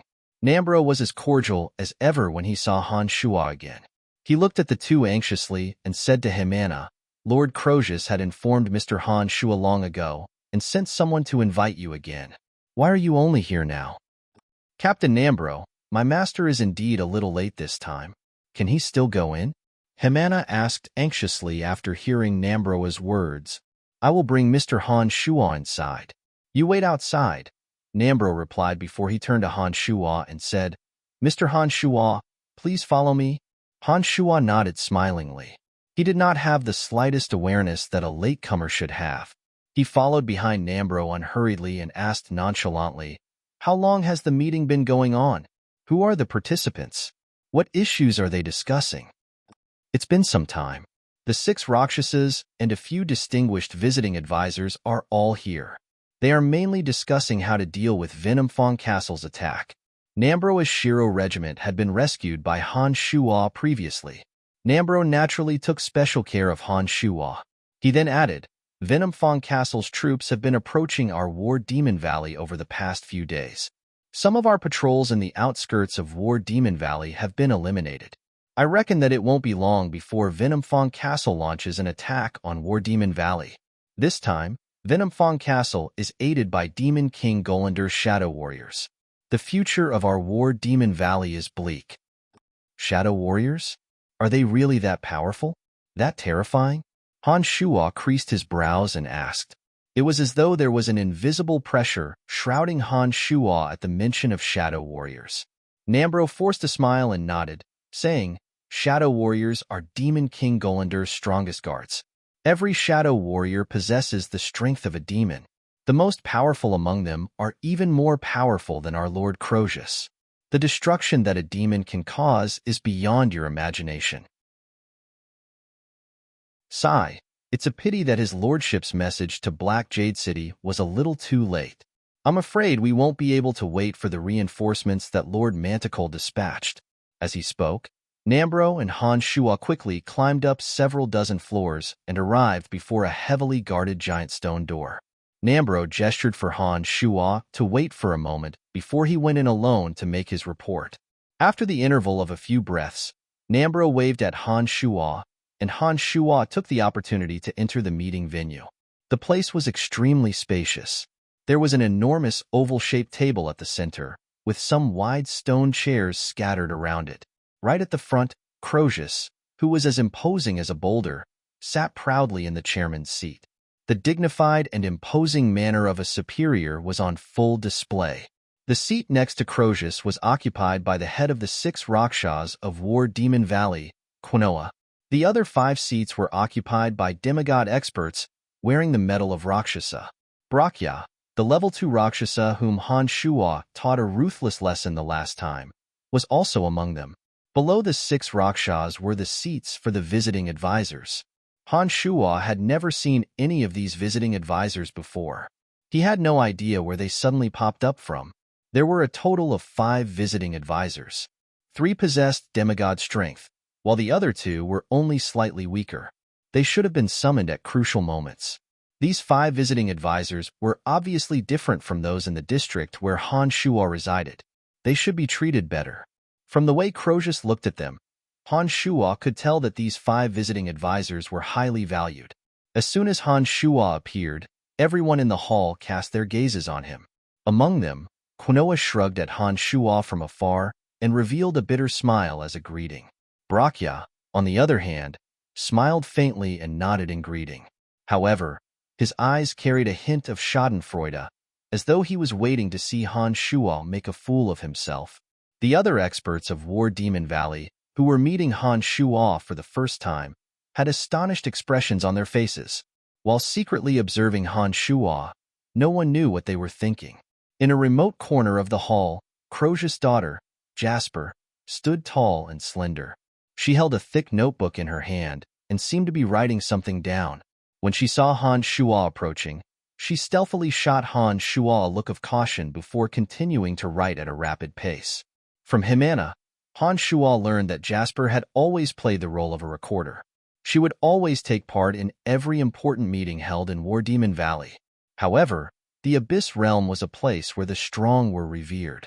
Although Jasper was Crozius' daughter and had a legitimate excuse to stay in the Great Hall, she could only record from afar. Moreover, she had to stand. She did not possess sufficient strength. The fact that she could stand here was already thanks to her father, Crozius. She did not have the qualifications to sit down.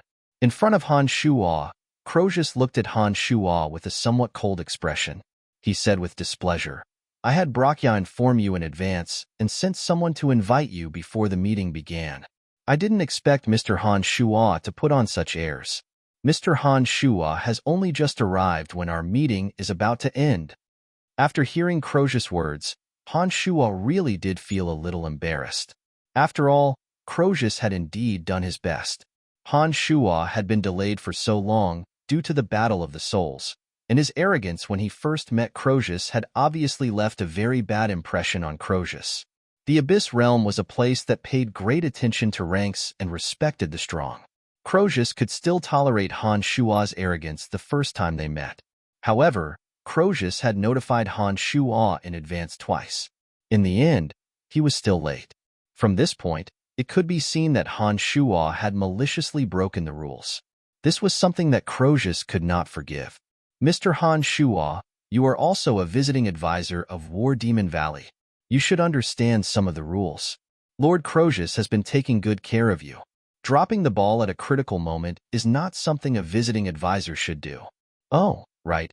I forgot to tell you that I am the chief visiting advisor of War Demon Valley.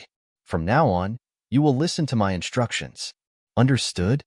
As soon as Crozius finished speaking, a two-headed, four-armed alien standing below the six Rakshasas said to Han Shuo in an eccentric tone. He looked like a conjoined twin. From the front, he had the face of a man, a burly man. However, from the back, he had the face of an enchanting woman. His chest even had two towering peaks. He had the characteristics of a woman. When he spoke in unison, mixing the voices of a man and a woman. It sounded eccentric and indescribably awkward. He was the strongest among the visiting advisors. Even when compared to the second-in-command of War Demon Valley, Quinoa, he wasn't much inferior. As he spoke, he twisted his body.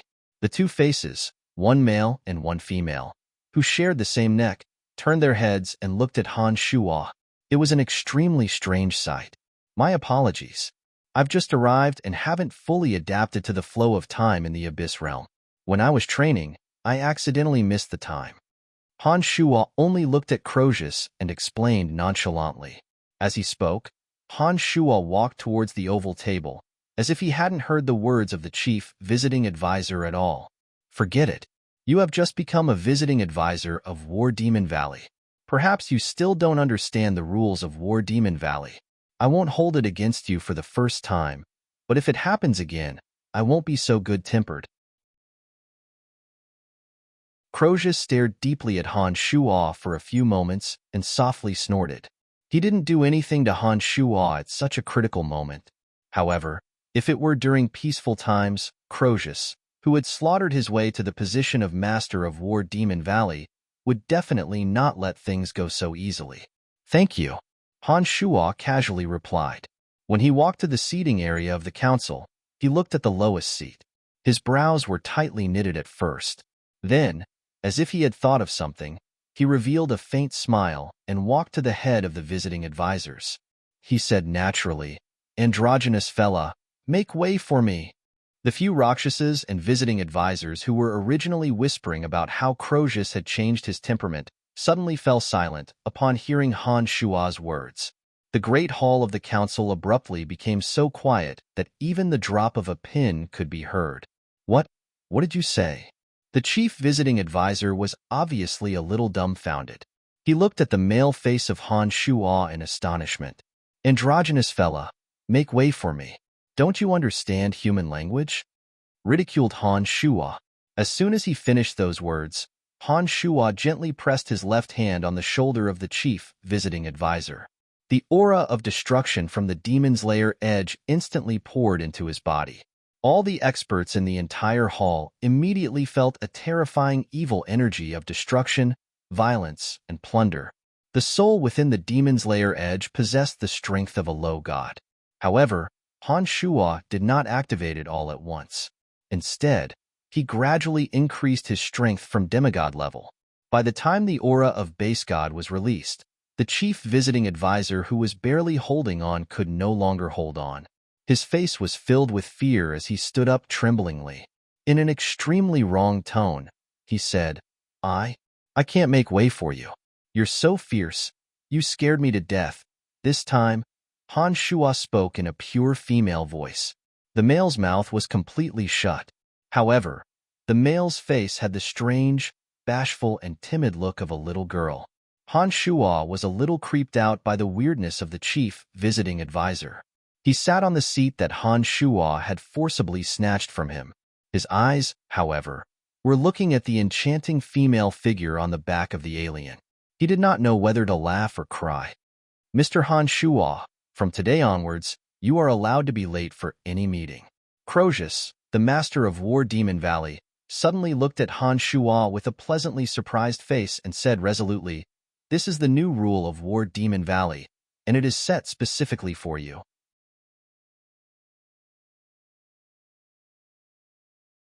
Chapter 536.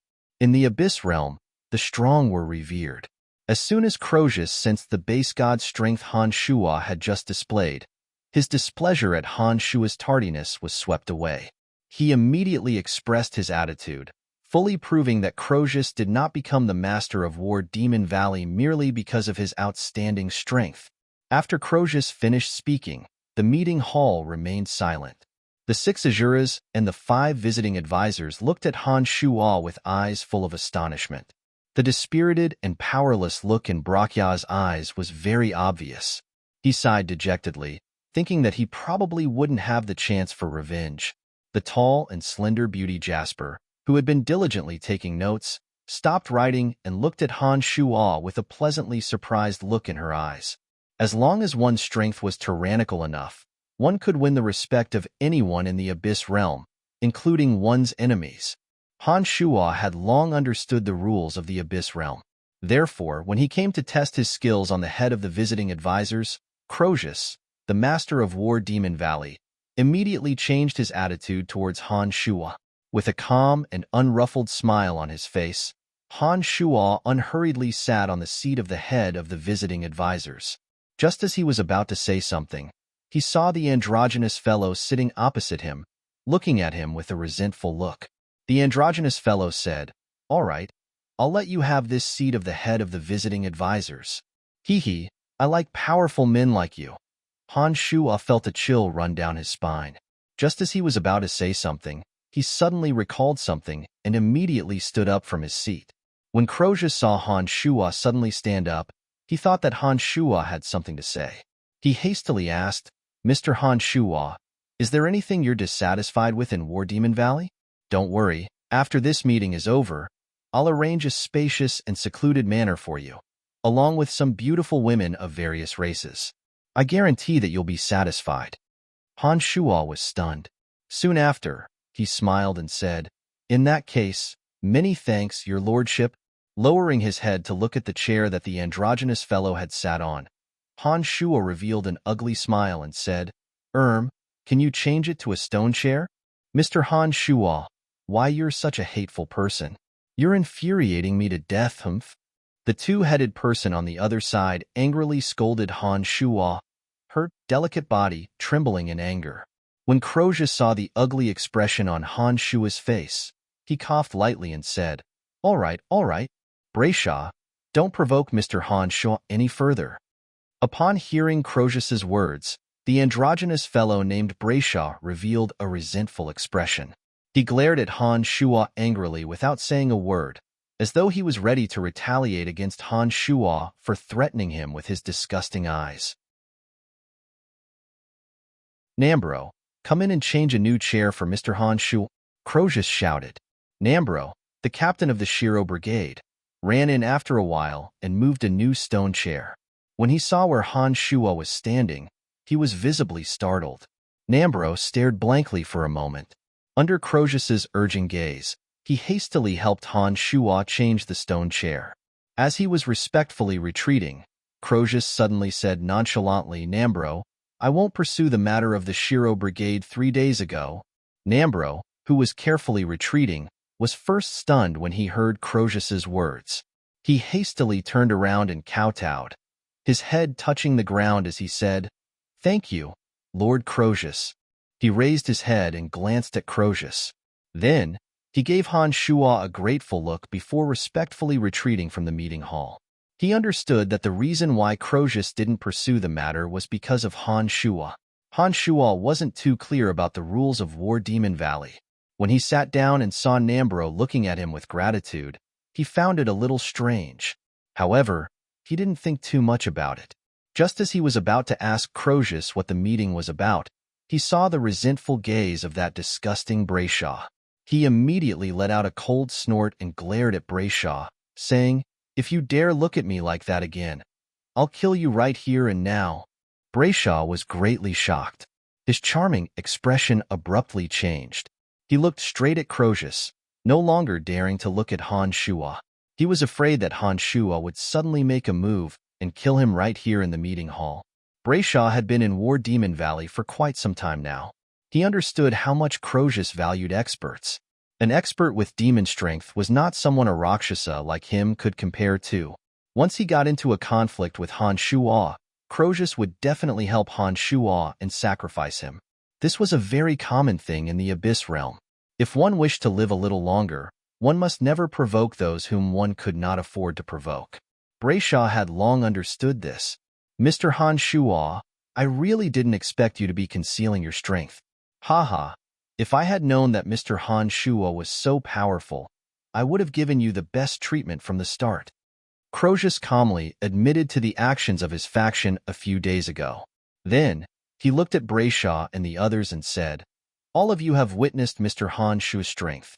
You wouldn't have any objections if he was the new head of the visiting advisors, would you? Of course not, of course not. Of course. The few visiting advisors answered one after another. Brayshaw, the former head of the visiting advisors, also expressed his position bashfully. Rules are rules. The strong should stand at the top. I won't have any objections. That's good. Crozius looked at Jasper in the distance and said, record it down. From today onwards, Mr. Han Shuo will be the head of the visiting advisors of War Demon Valley. His treatment will be the best. An independent manor with an area of 700 meters will be given to Mr. Han Shuo for his use. In addition, select a beautiful young lady from each clan of War Demon Valley and send her to the manor. It is their honor to serve Mr. Han Shuo. Yes, father, Jasper replied. Then, she stole a glance at Han Shuo and hastily lowered her head to continue recording. This time, War Demon Valley has encountered a major crisis. The experts of Venomfang Castle are on their way to War Demon Valley. Some of our peripheral defensive measures have already been removed by them. I reckon that in a few days, those experts of Venomfang Castle will launch a full-scale attack. Not only is the number of enemies invading War Demon Valley this time, there are also at least 2 Shadow Warriors participating in the attack. I am most worried about these 2 Shadow Warriors. Both of them are demons. In addition to the master of Venomfang Castle, Yeki, there are at least 3 demons. It will be very difficult for our War Demon Valley to deal with them. Crozius looked at Han Shuo and described the current situation. Then, he revealed a somewhat awkward, gentle smile and said, fortunately, we have Mr. Han Shuo. With Mr. Han Shuo here, our chances of success have increased. As long as we can hold out until reinforcements arrive, our War Demon Valley will be able to teach Yeki of Venomfang Castle a lesson. Lord Crozius, what level of demon is Yeki? And those 2 known Shadow Warriors, what level of demon are they? Han Shuo knitted his brows and asked Crozius, Yeki is the same as me, a level 1 demon. The strength of the other 2 Shadow Warriors is unknown, Crozius replied. Han Shuo nodded and thought to himself that with his current strength, just a low god of destruction avatar was enough to suppress all 3 demons. It seemed that this crisis wasn't all that difficult to deal with. This is only the known strength of Venomfang Castle. We don't know if Venomfang Castle still has other means and experts. In addition, after news of the explosion of the interplanar transportation point appeared in Venomfang Castle, some other experts have snuck over. Some of them are on the side of the other 3 great demon kings, while some are experts from smaller forces with unknown motives. We don't know if they will participate in this, Crozius said in a heavy voice, as though he had recalled those unknown dangers. If that's the case, Han Shuo thought for a moment. Suddenly, he put on a stern face and said to Crozius, I have a matrix. If I deploy it outside War Demon Valley, it will definitely cause great casualties to the enemy.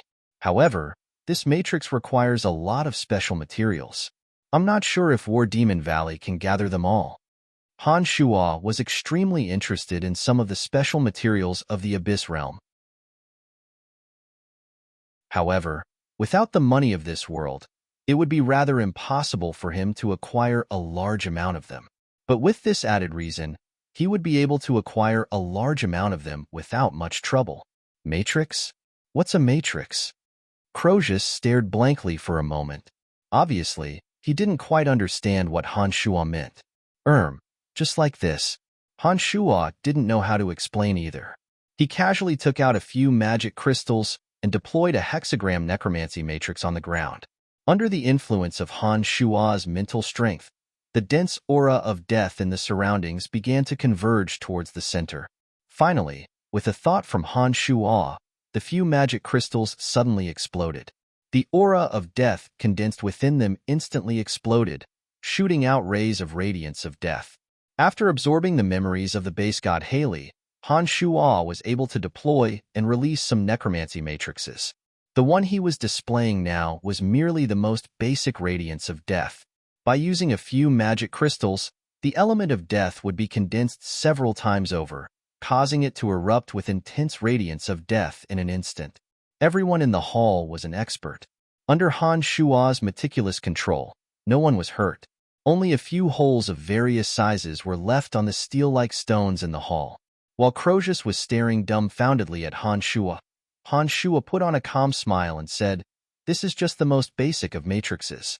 With sufficient and good materials, its power can be increased by 100 or even 1,000 times." Crozius' face was filled with astonishment. He stared blankly at the small holes on the stone walls of the hall. After a long while, he abruptly turned to Jasper and solemnly instructed, "Bring Mr. Han Shuo to the weapon material warehouse in War Demon Valley. Let Mr. Han Shuo choose whatever materials, weapons, or supplies he needs. If he doesn't have enough, I can think of another way."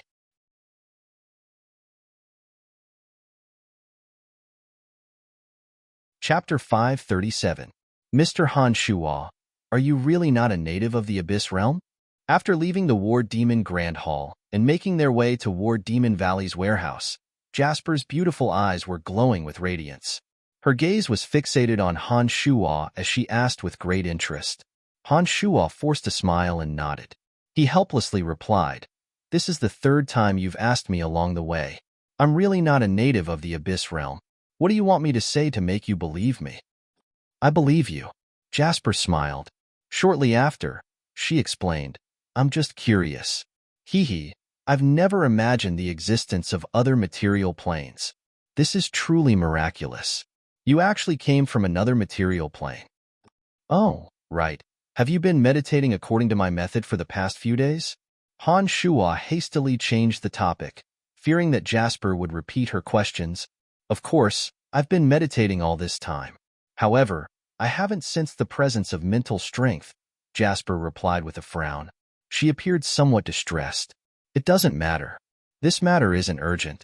As long as you meditate seriously, with the wind element in your body as the foundation, it won't be a problem for you to sense the presence of mental strength." Han Shuo comforted her. After thinking for a moment, he took out a palm-sized green crystal strung on an exquisite silver chain from his space ring and handed it to Jasper. The green crystal was dug out from the magic staff of a wind archmage that Han Shuo had killed. The green crystal had the ability to store wind element and amplify wind magic. For an average magus, training with this green crystal would allow them to sense the power of the wind element at a faster rate. The mithril chain was shining brightly, and the green crystal was sparkling and translucent. Apart from the benefits it could bring to a wind mage, it was also an exquisite piece of art. Just like Himana and Sylph, when they saw the jewelry Han Shuo had gifted them, Jasper's eyes suddenly lit up. Her eyes focused on the green crystal necklace. She exclaimed in surprise, "What a beautiful necklace! Is this a gift from you?" "Yes, take it. Wear it when you meditate. Perhaps it will allow you to sense the presence of mental strength more quickly." Han Shuo casually handed the necklace to Jasper. He didn't feel the slightest heartache over a magic crystal of this level. Thank you, Mr. Han Shuo. You are truly a magical and adorable person." Jasper was overjoyed. She gently received the crystal necklace that Han Shuo gave her. In her excitement, she suddenly leaned against Han Shuo and stood on her tiptoes. Her fragrant, rosy, cherry lips suddenly moved closer and kissed Han Shuo on his left cheek. A refreshing fragrance suddenly entered Han Shuo's mouth and nose. The touch of those warm, soft, and beautiful lips made Han Shuo's heart flutter. His left hand subconsciously touched the spot where Jasper had kissed. Han Shuo brought the finger of his left hand to his nose and took a whiff. He leisurely remarked, "How fragrant." Jasper's charming face was still sparkling with the luster of excitement. She did not blush because of her abrupt action. She fondled the magic crystal necklace in her hand lovingly, as if she didn't mind what she had just done. Han Shuo, who was suddenly kissed by Jasper, had evil thoughts rippling in his mind. His eyes gazed deeply at Jasper's body, fair and creamy skin, a tall and graceful figure, and a pair of snow-white, swan-like wings. No matter how he looked at it, Jasper had the capital to attract any man. Her snow-white wings, in particular, gave Han Shuo an unconventional desire to possess her. At this moment, the two were walking toward a relatively desolate area at the rear of War Demon Valley. As the warehouse of War Demon Valley was not far ahead, there were not many people living in the vicinity. There were only grotesquely shaped plants and a stone forest in picturesque disorder. Han Shuo kissed the lingering fragrance on his fingertips and gazed at Jasper, who was as beautiful as an angel.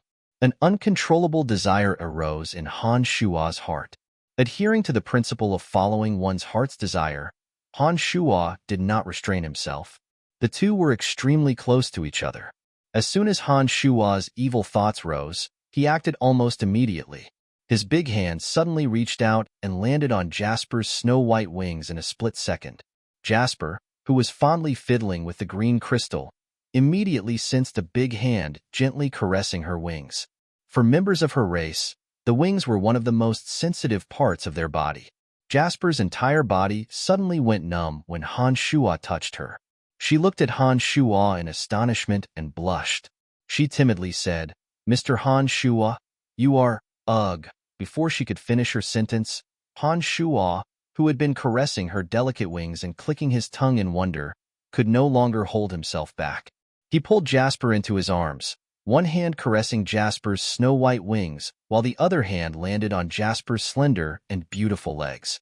He began to violate the most beautiful maiden in War Demon Valley without the slightest bit of politeness. Mr. Han Shuo, don't do this, don't." Jasper was somewhat panic-stricken. Although she had a favorable impression of Han Shuo, she had never experienced such a scene, especially in an area where people could come at any time.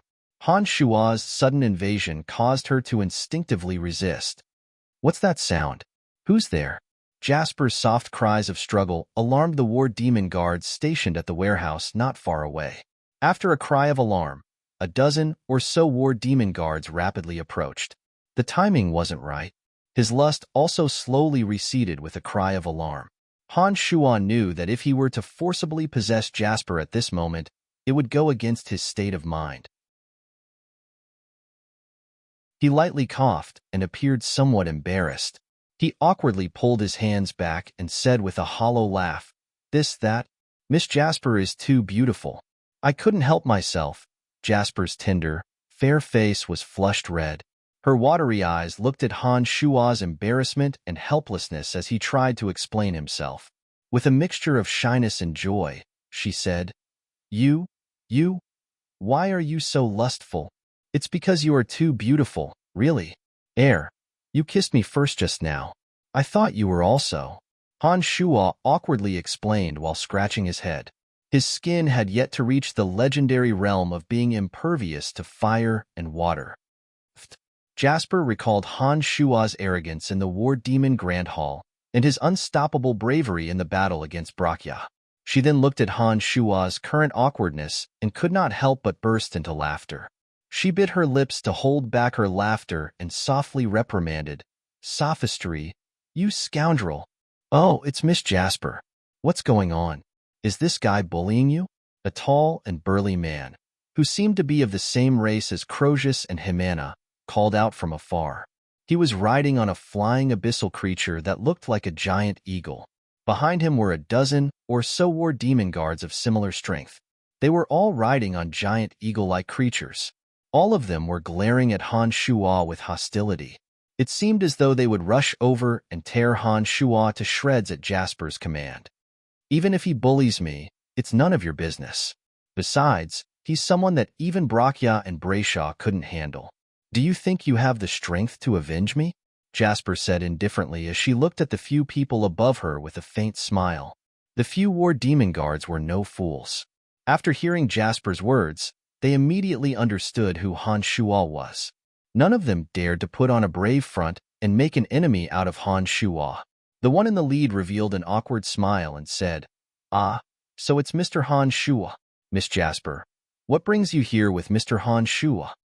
This is my father's token. I've brought Mr. Han Shua here to select some goods from the warehouse. My father has ordered that anything that Mr. Han Shua fancies can be taken from the warehouse. The few of you, guard the outside well. You don't have to worry about what's going on inside. Jasper raised a token and waved it at the few people.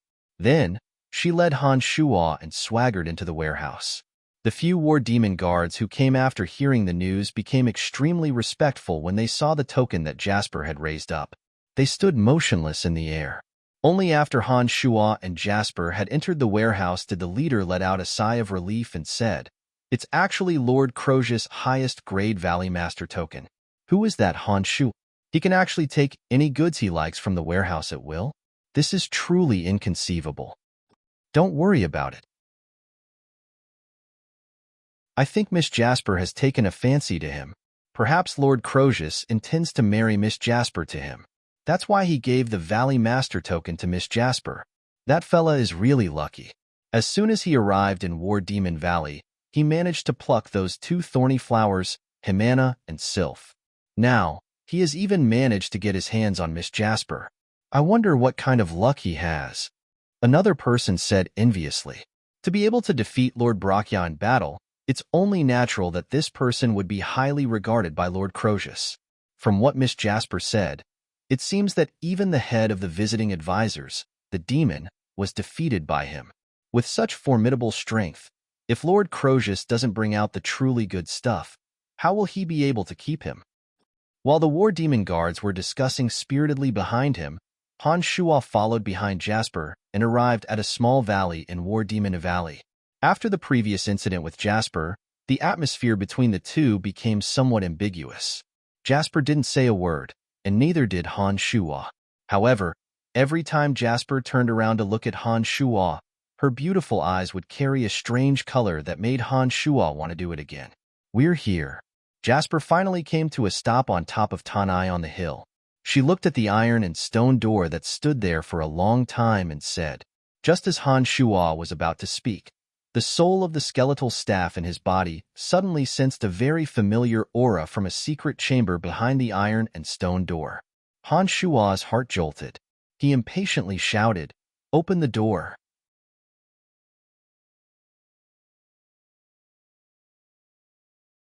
Chapter 538. It was an indescribable experience. As Han Shua stood in front of the door, the death base god soul in the form of the skeletal staff could clearly sense one of the items within. It gave him an extremely familiar aura. It was obviously very strange, but it had really happened. From the urgency in Han Shua's tone, Jasper could clearly sense the excitement in Han Shua's heart. She looked at Han Shua suspiciously, but did not say anything. She took the Valley Master medallion given to her by Crozius and walked towards the stone door. She inserted the medallion into one of the grooves, causing the stone door to slowly rise. As the stone door rose, a wide and bright passageway was revealed. Torches were lit on the stone walls. One could see that there were 4 stone chambers in the surroundings. At Jasper's signal, Han Shua walked in with her. Pointing at the 4 stone chambers on both sides of the passageway, Jasper explained, "This is the weapons warehouse of War Demon Valley. There are also some special and rare materials. Feel free to take your pick." After entering, Han Shua stared fixedly at one of the stone chambers. While Jasper was speaking, he had already barged in. After a series of clanking sounds, Han Shua knocked over several oddly shaped weapons and dug out a bone medallion from a groove on the dusty stone wall. The medallion wasn't large and was shaped like a wheel. It was made of some unknown bone. The front of the medallion was engraved with the design of a skull, while the back was engraved with a canopy of necromancy magical formation, from which faint elements of death were emanating. Having unraveled all the secrets of the skeletal staff, Han Shua recognized that this bone medallion was a key to opening the cemetery of death. Back then, the original owner of the skeletal staff also had such a bone medallion, which was distributed along with the cemetery of death. However, that person later memorized the imprint on the bone medallion and transferred it to his own skeletal staff, rendering the bone medallion useless. Holding the bone medallion in his hand, Han Shuo was almost certain that there was a cemetery of death in the Abyss realm. Using the death base god soul as a primer, Han Shuo released his mental strength and slowly integrated it into the bone medallion. He discovered that the imprint on the bone medallion had also been stripped away. Han Shuo, what are you doing? As Han Shuo pondered while fiddling with the jade bone tile, Jasper walked over in puzzlement. This thing, where did you get it from? Han Shuo asked solemnly as he waved the bone token in front of Jasper. I don't know. It looks like it's quite old. It should be a tribute from someone in the past. This thing is covered in dust. I don't think there's anything special about it.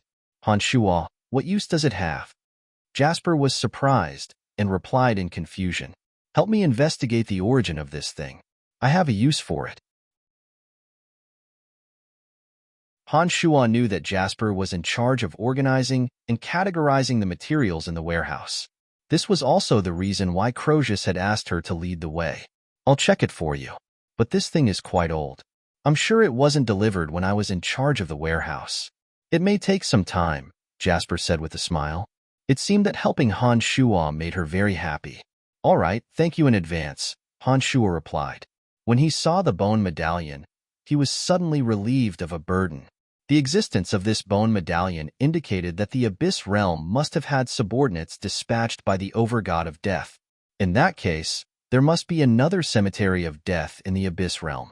As long as it was confirmed that there was a cemetery of death in the Abyss realm, once Han Shuo located the location of the cemetery of death, he would be able to return to the cemetery of death on Profound Continent. Seeing that there was hope for his return, Han Shuo was naturally delighted. Don't worry. Give me some time, and I will help you figure it out. Now, you can go to these 4 stone chambers and choose whatever materials you need, Jasper said with a faint yet elegant smile. Jasper smiled elegantly. She looked at the dusty and messy stone chamber and explained, this warehouse is the oldest. Many of the items inside are antiques. Perhaps there aren't too many items that suit you. You can look around in the other 3 stone chambers. It was only after hearing Jasper's words that Han Shuo recalled the purpose of his visit. After looking around, Han Shuo suddenly discovered that this stone chamber was much bigger than he had imagined. The entire chamber was as wide as a basketball court. Materials were neatly arranged everywhere. There were oddly shaped weapons and armors, as well as stones, bones, and wood of various colors. Many items that Han Shuo had never seen before were scattered throughout the chamber. Han Shuo's understanding of the Abyss realm was still lacking. Many of the materials here were different from those on Profound Continent. However, with his powerful consciousness, Han Shuo believed that he would definitely be able to find some amazing items in this mystical Abyss realm. He was in no hurry. He took the items one by one and slowly asked Jasper about the characteristics and specific uses of these materials. Jasper, on the other hand, was a very knowledgeable manager. She was actually able to recite the characteristics and specific uses of most of the materials scattered all over the place with great familiarity. As Han Shuo listened to Jasper's description, he used his eyesight and consciousness to spy on the materials, not letting a single one slip by. Gradually, a strange light flashed across Han Shuo's eyes. The corners of his mouth curved into a pleasantly surprised and excited smile. One by one, the materials were all stored into Han Shuo's space ring. In just a short while, nearly 100-odd items in this stone chamber had disappeared. Han Shuo, what is that thing? A pocket? How can you store so many things? This is unbelievable. Jasper was astounded by what she saw. She looked at Han Shuo in extreme shock and asked blankly, "Oh, this is a space ring. Just like a pocket, it is used to store things." Han Shuo explained. Then, he suddenly recalled that those who cultivated in the 8 elements and 4 edictal forces in the Abyss realm relied on their bodies as their foundation. Their understanding of the soul was insufficient, and they were unable to sense the existence of mental strength. Naturally, it was impossible for them to smelt a space ring, which required a high level of skill. Space ring? Jasper was at a loss. Soon after, she asked excitedly, how many things can it store? Looking at the stone chamber the size of a basketball court, Han Shuo said, the space inside is as big as these 5 stone chambers. It can store a lot of things. Han Shua, you really are a mystical person. Why are there so many mysterious things about you? Jasper's little mouth was agape for a long while before she finally exclaimed in amazement, "Here, I'll give you one. This space ring is only as big as a stone chamber, but it's enough for you to store a lot of things." Han Shua casually took out a space ring of inferior quality and handed it to Jasper, saying, however, "You can only use it after you sense the existence of mental strength." What a beautiful treasure! Jasper was overjoyed. She put on the light purple space ring on her slender fingers and fondled it admiringly. No matter how beautiful it is, it's still not as beautiful as your beautiful hands. Han Shua's heart skipped a beat. He extended his hand and caressed Jasper's fingers. With a face full of sincerity, he looked straight into Jasper's eyes and praised her. He thought to himself that this lass had to take it off slowly. If she was too hasty, it wouldn't be enough. Jasper's pretty face was covered in a dense blush. Her bright eyes roamed around Han Shua's body. She clenched her teeth and said in a low voice, "You scoundrel! You only know how to flatter me." "It's true. Everyone in War Demon Valley knows that you are the most beautiful." Han Shua giggled. In his heart, he was overjoyed. He was overjoyed that this abyss realm indeed had many amazing treasures. Based on Jasper's description and his own investigation, he discovered that this stone chamber alone contained many treasures that could not be found on Profound Continent. And those were all treasures that could be used to refine demonic weapons. In addition, there were also some rare materials that were hard to come by on Profound Continent or on Earth. However, they were stored in this warehouse in large quantities. For example, black iron ore and black gold, ore of the highest purity for weapon forging, as well as several types of blue gold sand that were even more valuable than diamonds. All of those were things that could only be chanced upon. Almost 100 rare materials. As long as they were useful to Han Shua, he would unreservedly store them into his space ring. With so many treasures in his possession, in addition to the brain-devourer imps that he previously plundered, Han Shua could immediately start refining a new body for Dark Dragon Gilbert. Not only that, if Han Shua spent some time, he could use these materials as the foundation to refine a demonic weapon with the same special functions as the Bloodseeker. It would be strange if he didn't feel delighted. Was Jimena and Sylph tricked by you in this way? Humph, you are such a pervert. Jasper pouted coquettishly. Soon after, she giggled and said in a low voice, however, in the Abyss realm, there is no one who talks to women in such an amiable and approachable manner. You are so interesting. No matter how foolish Han Shua might be, he could tell that Jasper was interested in him. As he still had business to attend to, he wasn't in a hurry to make a move. He merely chuckled and said, all right, let's go check out the other 3 stone chambers." As he spoke, Han Shua deliberately moved closer to Jasper. He gently inhaled the elegant fragrance on Jasper's body and wore a face of enjoyment. Jasper had feelings for Han Shua to begin with. She chided Han Shua with a smile on her face, seemingly very happy to flirt with Han Shua. Wearing an elegant smile, she introduced the materials and resources in the other 3 stone chambers to Han Shua.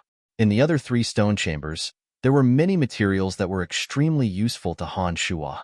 These materials could not be obtained on Profound Continent. This made Han Shua extremely excited. He incessantly said, "This is useful, that is useful, yes, this is useful." Jasper was speechless.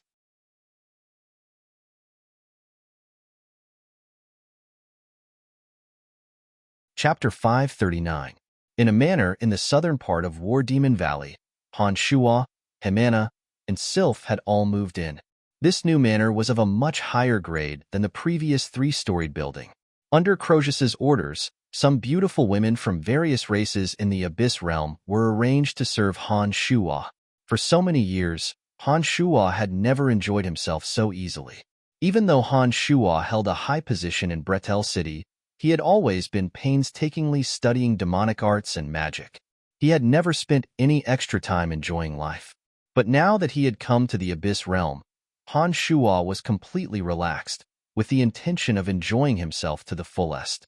As Han Shua's status in War Demon Valley rose, Jimena and Sylph's adoration for Han Shuo had reached the point where they could not leave each other's side. Every moment they could not see Han Shuo, they would feel that something was missing. It had to be said that due to the difference in body composition between the two alien ladies, their endurance in certain matters was rather astonishing to Han Shuo. Back then, even Phoebe, who had reached the realm of great swordmaster in swordsmanship, could not endure Han Shuo's torment in bed. However, these two charming ladies were even more outstanding than Phoebe in terms of endurance. Their unique bodies often brought Han Shuo pleasure. However, Han Shuo's sturdy physique and endurance far exceeded the two ladies' expectations. Every time he was pleasured, Han Shuo would go wild. Even when the two ladies joined forces to deal with Han Shuo, they still found it hard to describe. Every time, they would be tormented by Han Shuo to the point of hovering between life and death. Every time he dealt with the two young ladies, Han Shuo would have the spare time to head out of War Demon Valley with Jasper. Using the abundant materials in War Demon Valley, he spent some time setting up a Shura Soul formation, similar to the one in the Valley of Sunshine. Now that Han Shuo's strength was more than a notch higher than before, in addition to the abundance of materials provided by Crozius, Han Shuo had also set up some other minor formations. Han Shuo, who had two avatars, had an extraordinary understanding of the element of death and the edict of destruction. Over the past few days, Han Shuo had fused some death magic formations and some fundamental mysteries of the edict of destruction into the Shura Soul formation. How strong was the Azura illusionary soul formation that was formed in the end? Even Han Shuo was looking forward to it. For the next few days, Jasper did her best to assist Han Shuo. She helped Han Shuo procure the materials he needed, and she helped Han Shuo assemble the War Demon Guards and set up the formations. During these days, Han Shuo had taken advantage of Jasper quite a bit. The two flirted with each other, and their feelings for each other grew. As the master of War Demon Valley, Crozius saw all of this. Not only did he not stop Han Shuo's invasion of his precious woman, but he deliberately provided opportunities for the two, as though he couldn't wait to push Jasper into Han Shuo's arms. Just as the War Demon Guard had said, given the strength Han Shuo had displayed, he could rise to a high position in the hands of any Demon King. War Demon Valley was currently in a critical phase. If Crozius wanted to keep Han Shuo, how could he not pay a heavy price? Ever since they entered War Demon Valley, Han Shuo had displayed a strong attitude. If Crozius wanted to keep Han Shuo, apart from investing in resources, he naturally had to cater to Han Shuo's tastes. And Jasper, the #1 beauty of War Demon Valley, was Crozius' biggest bargaining chip. Mr. Han Shuo, is this the formation? Can you teach it to me? It's so magical. Brayshaw, the two-faced man, as Han Shuo's assistant, had been eagerly following behind Han Shuo. No one knew what he was thinking, but he had been nagging at Han Shuo's ears with a disgusting, coy tone, which annoyed Han Shuo to no end. As soon as he heard Brayshaw's words, Han Shuo's expression immediately turned ugly. He glared at Brayshaw and threatened, "Don't give me that sarcastic talk. Have you completed the task I gave you today?" "Of course. How would I dare to not carry out the task you gave me?" After spending 2 days with Han Shuo, Brayshaw discovered that Han Shuo wasn't as fierce as he had imagined. As long as one didn't deliberately provoke Han Shuo, he wouldn't do anything too out of line over trivial matters. This two-faced man, whose limelight and status had been stolen by Han Shuo, did not resent Han Shuo because of this. On the contrary, he was overly enthusiastic, busily gathering manpower and resources for Han Shuo. Even Han Shuo couldn't fathom what this fellow was thinking. However, his actions had indeed saved Han Shuo a lot of effort. Therefore, even though Han Shuo was extremely annoyed by his coy tone, he didn't really do anything to him. Forget it. You damn lady boy, I can't be bothered to talk to you." Han Shuo grumbled impatiently. He glanced at Jasper, who was snickering beside him, and said, "All right, we can finish tomorrow. All that's left is to wait for those Venomfang Castle scumbags to come and test their might." Han Shuo, actually, Uncle Brayshaw is a very nice person. At least, he's much more straightforward than that Brakya, Jasper suddenly said on the way back. Her eyes were filled with a faint trace of worry. It was unknown whether she was worried for Han Shuo or Brayshaw, but she reckoned that the latter was more likely. Han Shuo felt somewhat puzzled after hearing Jasper's words. He asked, "What's the matter with that Brayshaw?" Uncle Brayshaw comes from a strange race in a remote region. His race all looked like this. When he first came to War Demon Valley, Uncle Brayshaw was discriminated against by many. However, thanks to my father's protection and Uncle Brayshaw's formidable strength, he gradually established himself in War Demon Valley. When I was young, Uncle Brayshaw used to amuse me. He doesn't put on any airs at all. He's always like this. Sometimes his voice is male, sometimes female, and sometimes mixed. All these years, he has been fighting for War Demon Valley, unlike that Brachya who would seek revenge for the smallest grievance. I hope you won't end up harming Uncle Brayshaw because of some trivial matters. Jasper seemed to be rather concerned about Brayshaw.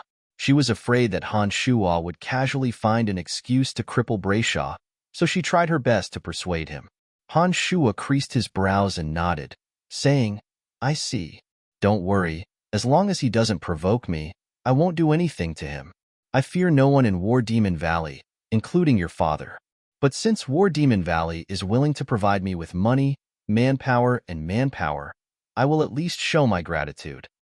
"Oh, right. I found out about the origin of the bone tile you asked me to investigate," Jasper said with a faint smile. Jasper smiled faintly. Her heart relaxed a little after hearing Han Shuo's words. She recounted what Han Shuo had instructed her 2 days ago. Han Shuo's expression jolted. He hastily asked, "What is it?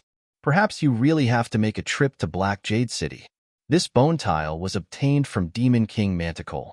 Back then, my father advanced into the realm of demon with the help of Demon King Manticore. Lord Manticore was very happy and allowed my father to pick a few items from his armory. This bone tile was obtained from one of the armors my father picked. Later on, my father discovered that this bone tile was useless and casually threw it in the warehouse," Jasper explained. "Manticore. It seems that he must know what's going on," Han Shuo mumbled to himself. Soon after, he turned to Jasper and said, "All right, go back and meditate. I reckon that in a few days, you will be able to sense the presence of mental strength." After spending a few days together, Jasper had become very trusting of the mysterious Han Shuo. After hearing Han Shuo's words, she smiled, nodded, and left without saying much. She then muttered, "Humph. He must be in a hurry to go back and fool around with Himana and Sylph, those two little vixens." Han Shuo's sharp ears caught all of Jasper's whispers. He couldn't help but burst into laughter. He thought to himself, "It seems that I'll have to find an opportunity to pluck Jasper, lest she criticize me behind my back." When Han Shuo returned to his manor, the two beautiful ladies, Himana and Sylph, came to him. They hooked their arms around the crook of Han Shuo's arm and led Han Shuo into his room with beaming smiles on their faces. Their eyes were brimming with the desire of love. "Let's postpone today. I'm going to the secret chamber to cultivate for a while." Han Shuo apologetically explained to the two ladies when he entered the room. Then, he went alone to the secret chamber unique to the manor. Using the secret chamber, he once again ventured deep into the ground and retrieved the ring containing Gilbert's soul. Han Shuo had communicated with Gilbert over the past few days. Gilbert also understood the environment he was in. Now that Han Shuo had enough materials and Gilbert's soul was sufficiently powerful, Han Shuo said to Gilbert, "Gilbert, I have gathered all the materials needed to refine a body for you. Even without your original bones, I can forge a decent body for you. Do you want to give it a try?" "Forget it, Master. I'll wait a little longer. I still prefer my original body. When I return to Profound Continent, I'll use my original body as the foundation." After cultivating his soul for so long, Gilbert's soul was already very resilient. When he had a new body, Han Shuo believed that with Gilbert's powerful soul, he would certainly make rapid progress. "I see. Since you say so, we'll wait a little longer. Don't worry, I already have an idea. After these 2 days, we'll immediately go to Black Jade City and figure out the problem with the interplanar transportation matrix." Han Shuo knew that Gilbert was getting impatient, especially after Han Shuo told him about the beauty of some alien ladies in the Abyss realm. This little lewd dragon had become restless. After comforting Gilbert, Han Shuo chanted an incantation to summon Little Skull and prepared to transfer the memories of necromancy magic to him. But when Little Skull arrived from the netherworld, Han Shuo was immediately astonished by the Little Skull before him.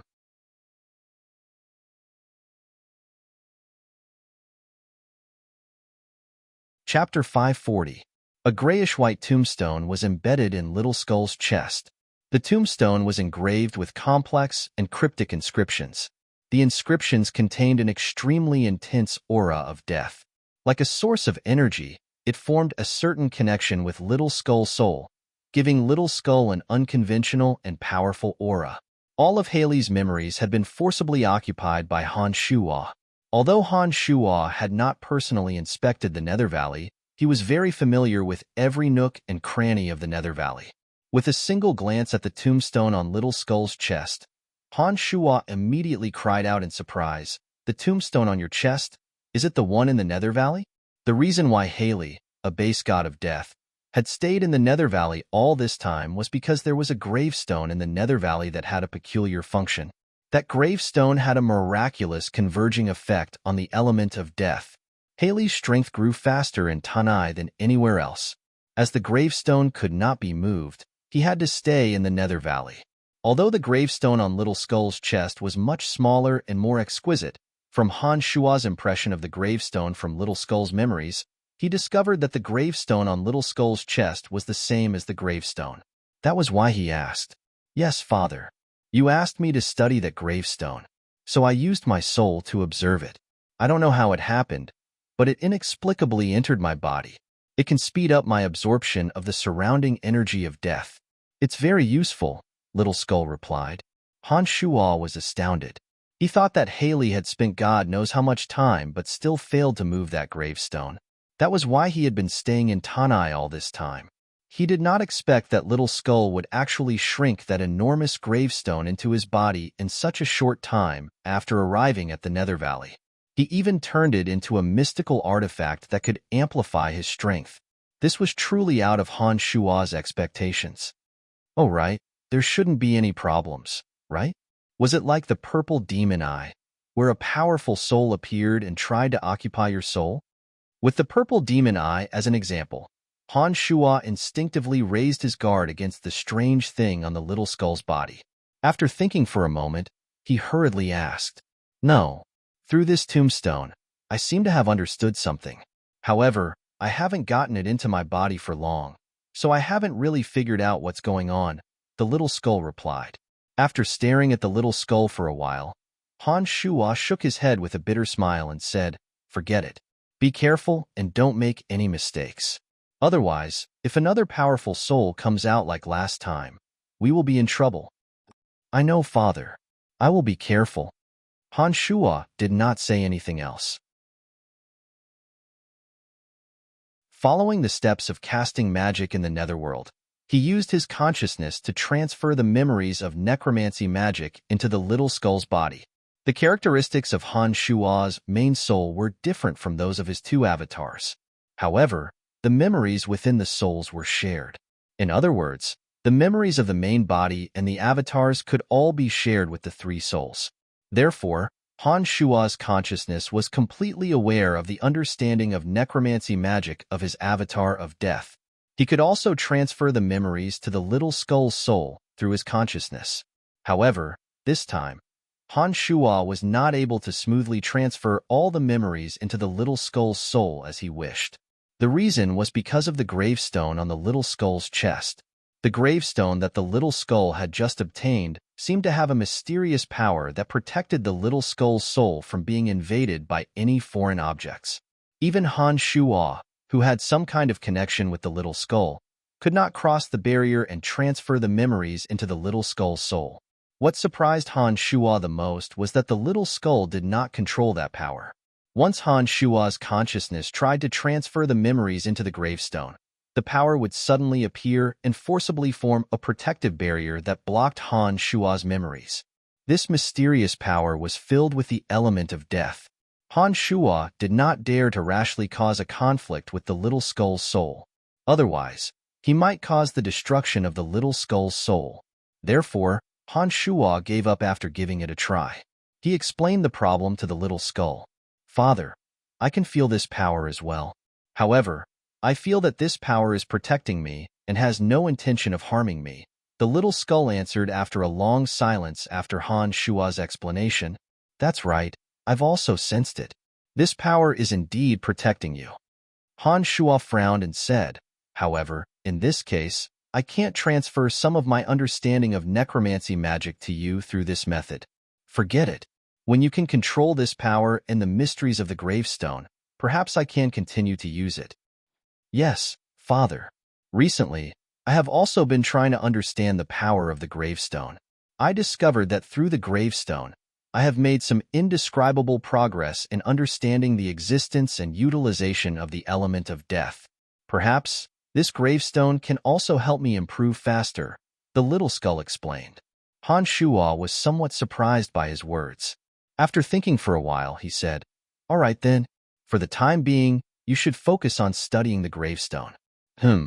When you understand its mysteries, I will transfer the memories I have obtained to you." With that, Han Shuo chanted a magical incantation and sent the little skull to the netherworld. What would come would eventually come.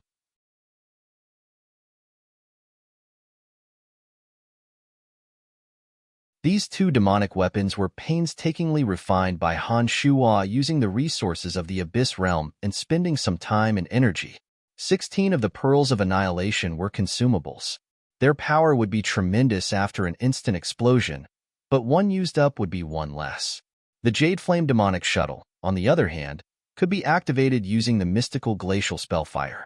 Like the Bloodseether, the energy source it required was Han Shuo's demonic yuan. With these two demonic weapons and two avatars, Han Shuo was full of confidence. He didn't pay too much attention to the invaders. Compared to Crozius and the others, Han Shuo appeared calm and unruffled. Mr. Han Shuo, is the so-called formation ready? How can it display such formidable power as you have described? Brakya curled his lips in disdain as he gazed at the densely packed stone forest surrounding War Demon Valley, as well as the bizarrely shaped and colorful banners. Whether it's powerful or not, you might as well go in and give it a try. However, if Mr. Brakya accidentally dies inside, I won't be responsible for it. Han Shuo looked at Brakya smilingly, brimming with confidence. I believe that Mr. Han Shuo will definitely bring us some surprises. Crozius seemed to have a lot of trust in Han Shuo. However, when he looked at the densely packed stone forest, his gaze was somewhat odd. In Crozius' heart, he was more concerned about Han Shuo's strength. As he didn't know the true power of the formation, he thought that Han Shuo was merely using this method to loot his weapons and resources. He didn't really hold any hope for the formation. In less than half a day, Venomfang Castle will launch their attack, said Han Shuo confidently. Seeing the puzzled looks on everyone's faces, Han Shuo put on a faint smile and said mysteriously, I can feel it.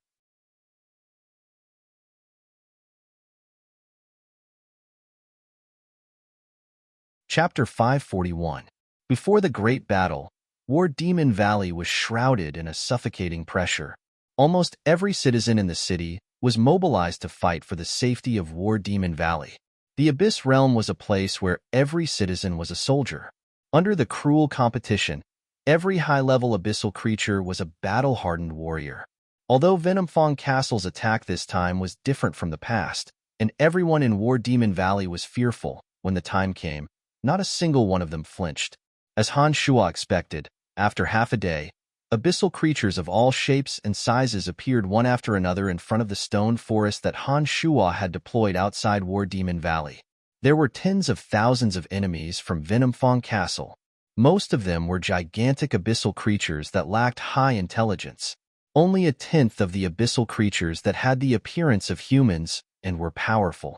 Their leaders were the triops that Han Shuo had seen before. Under their command, more and more abyssal creatures gathered and stood outside the towering city walls of War Demon Valley. Some of the defensive measures in War Demon Valley remained at a more primitive stage. Sharp fences covered in spikes, giant bows and arrows were mounted on the city walls, and huge boulders that were ubiquitous in the Abyss realm. An especially huge Triops clad in pitch-black iron armor and wielding a 2-meter-long trident was riding on a 5-tailed warhawk. He stood proudly in the sky opposite War Demon Valley in an awe-inspiring manner.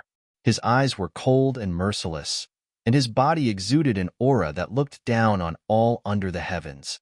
Behind him was a group of Triops, similarly clad in pitch-black iron armor and riding on warhawks. Those Triops were the true trump cards of Venomfang Castle.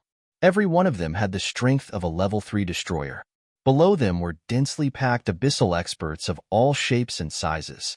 6 or 7 Rakshasa-level auras were on full display. Han Shuo could easily sense their positions. Lord Yeki, why has a stone forest suddenly appeared in front of War Demon Valley? When we attacked in the past, this stone forest was never there. Is there a problem? An abyssal creature with a wrinkled face that resembled a mangy dog looked up at the red mantis above his head and asked.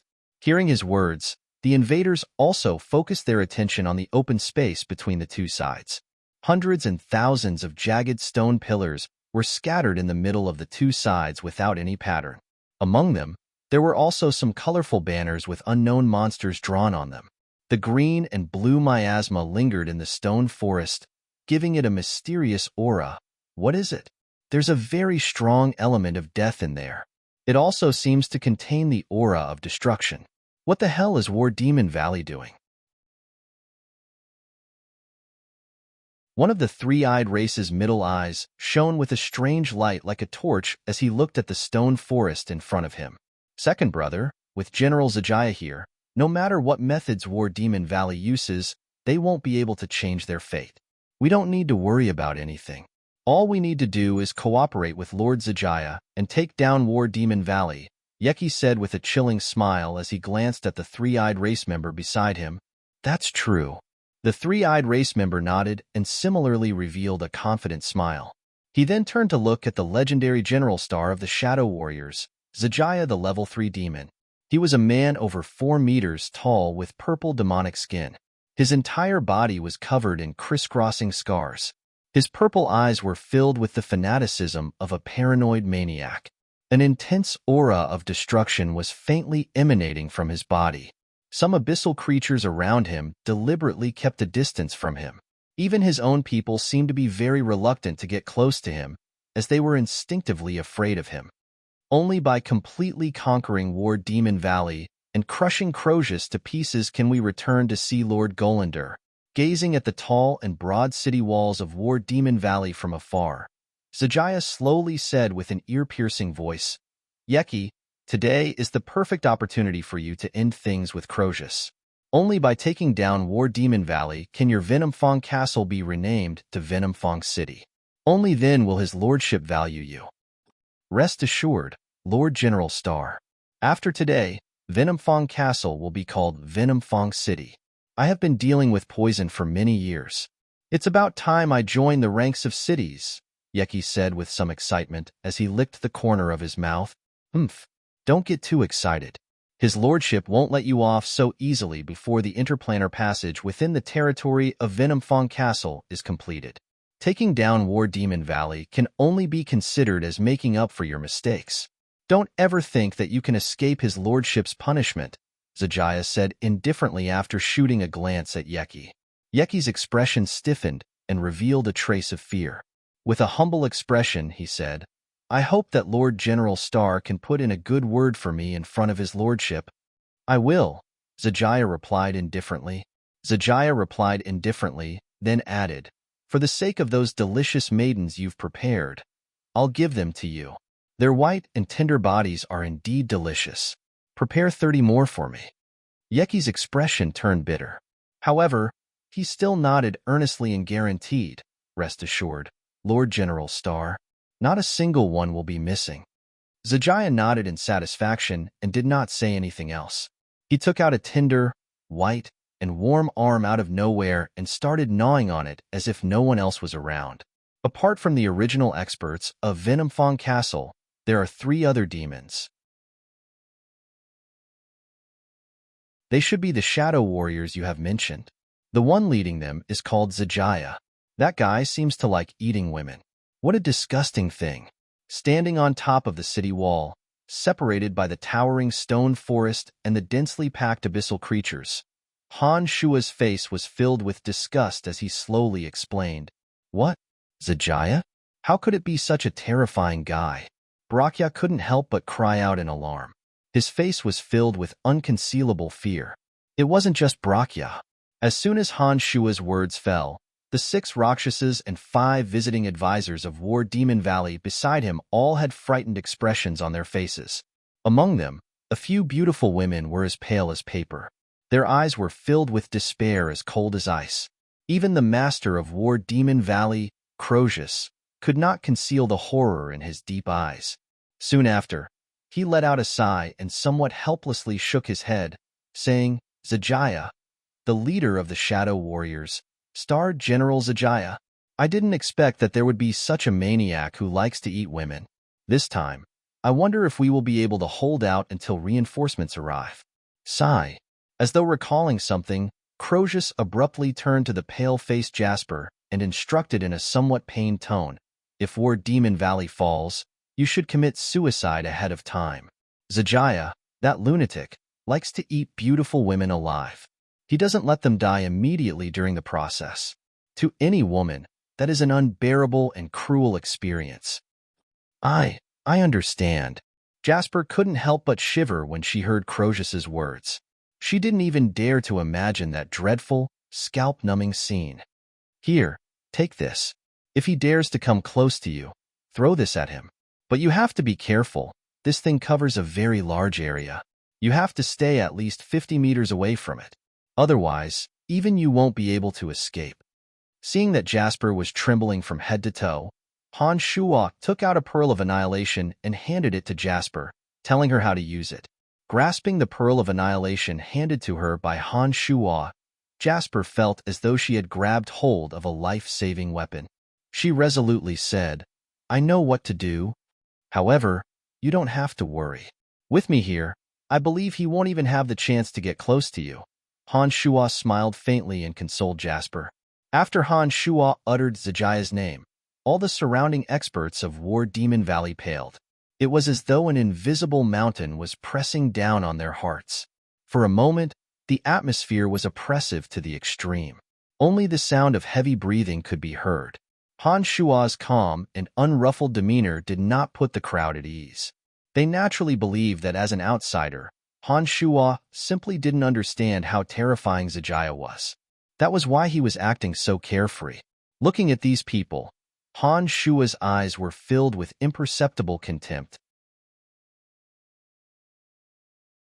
Zijaya, an expert with the strength of a level 3 demon, was at best a pinnacle base god of destruction. Just by relying on that avatar of destruction with the strength of a low god, Han Shua could easily crush him. The one who should be afraid should be Zijaya. It was just that Zijaya couldn't sense Han Shua's powerful aura. It was only during the actual battle that he would understand how terrifying the enemy he was facing this time was. Charge, take down War Demon Valley. Under the oppressive atmosphere, the master of Venomfang Castle, Yeki, suddenly raised his head and let out a shrill howl. His voice was as sharp as the wailing of a demon. The abyssal creatures that were everywhere, under the control of high-level experts, charged towards War Demon Valley with a courageous momentum. The densely packed stone forest was filled with these abyssal creatures in almost an instant. However, the so-called matrix that Han Shua claimed to be quite powerful didn't erupt with the slightest lethality that would astonish them. All it did was hinder the attackers a little. Mr. Han Shua, is this the power of the matrix that you spent a great deal of resources and a few days to build? Brakya's face was ashen. It was unknown whether it was because he was afraid of Zijaya or something else. He was so angry that he became somewhat incoherent. Crozius's face was also somewhat unsightly. Although he did not say a word to Han Shua, his eyes expressed his dissatisfaction. There was not the slightest movement. As the master who had spent a great deal of resources, the fact that he did not fly into a rage and fall out with Han Shua meant that he had cultivated himself to perfection. I haven't activated it yet. What's the rush? Let's wait a little longer. When more of them enter, I will make my move. Han Shuo, on the other hand, was unperturbed. He ignored the murderous gazes of the crowd and leisurely consoled them.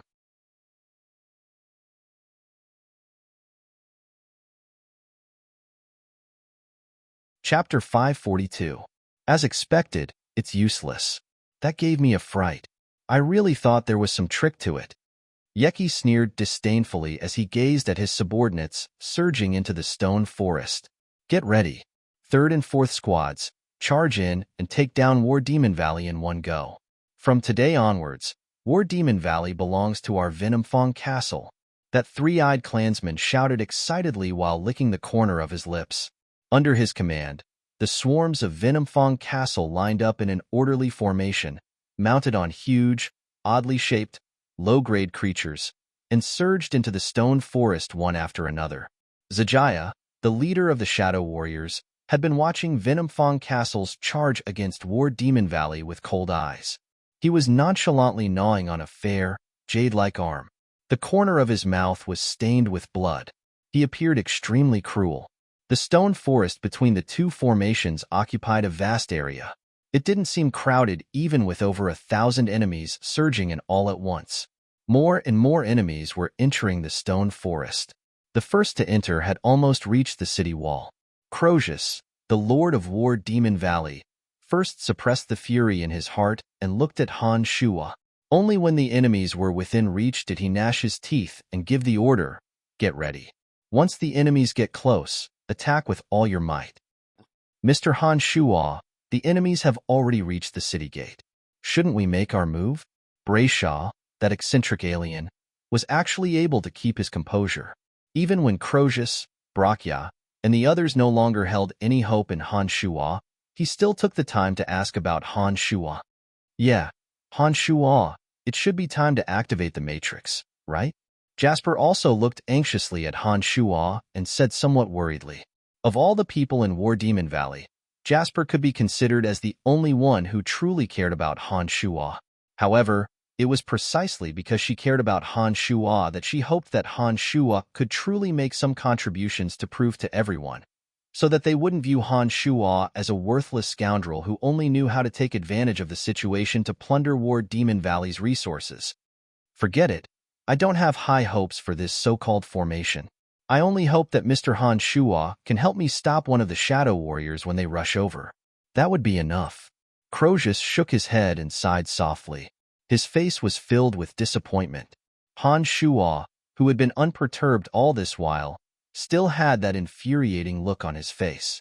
He put on a faint smile, looked at the crowd, and said, "Those who have entered the stone forest are all low-level existences serving as cannon fodder.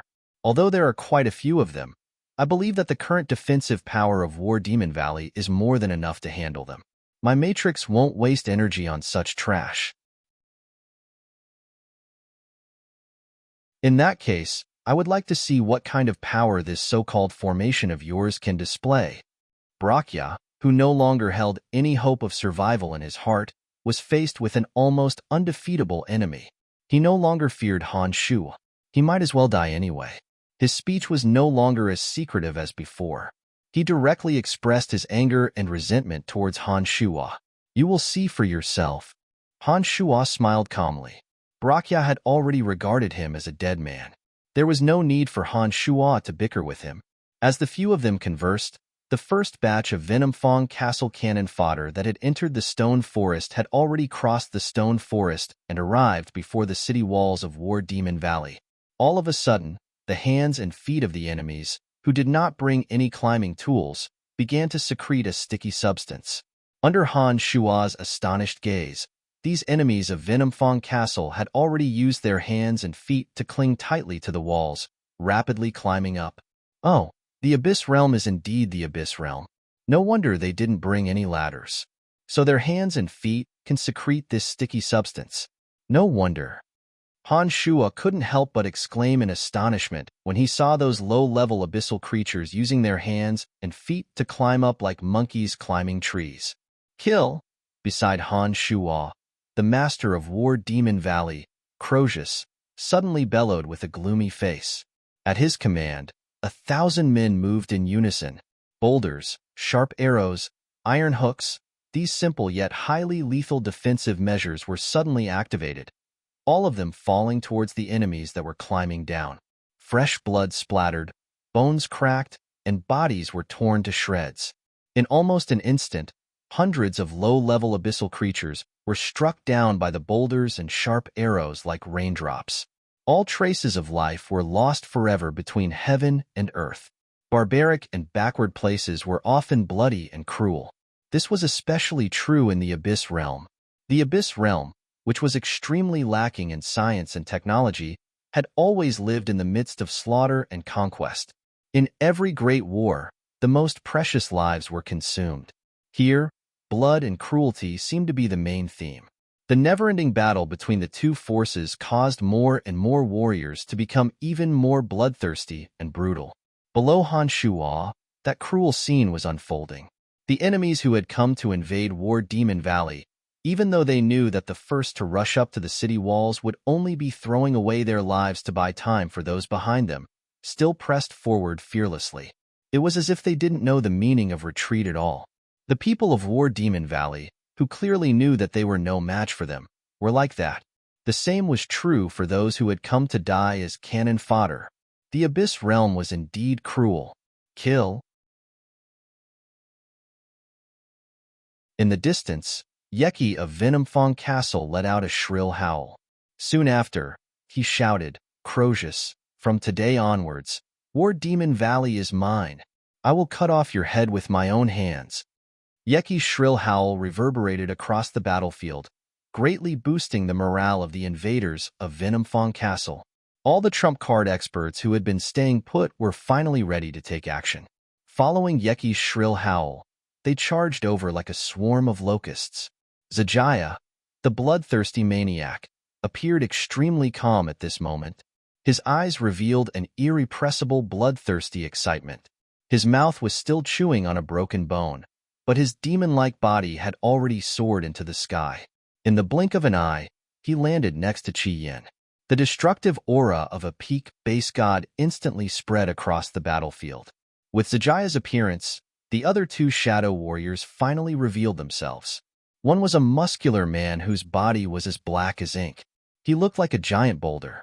He charged towards War Demon Valley like a bulldozer. His tremendous aura was on full display.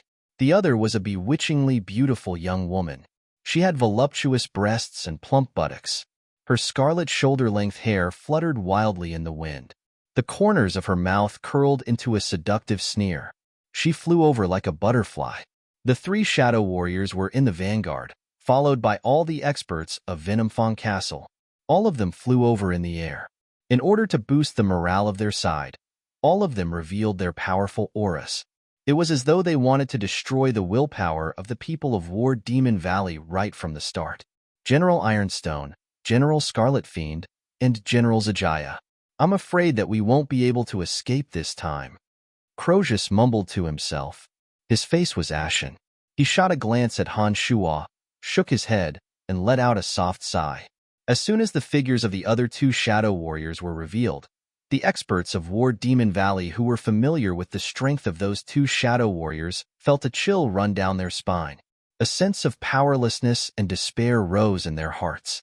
Even their willpower to resist seemed to have weakened by a lot. Although they didn't know how famous General Ironstone and General Scarlet Fiend were, from the way the crowd looked at them, they knew that in the Abyss realm, these two should be terrifying characters that would make anyone pale with fright. Han Shuo gazed at the two from afar. When he saw that voluptuous, plump buttocks, slender waist, and flirtatious young woman, he couldn't help but reveal an interested smile. He said, "Interesting, interesting. This kind of woman should be fun to play with. If you can play with this woman, I'll crawl under your feet, lick your shoes, and call you Grandpa." Brakya sneered as he looked at Han Shuo with disdain. "Oh." Han Shuo shot a glance at Brakya with a smile that wasn't a smile. As if nothing had happened, he said, "All right then, just wait to call me Grandpa." "Humph, I'll be waiting."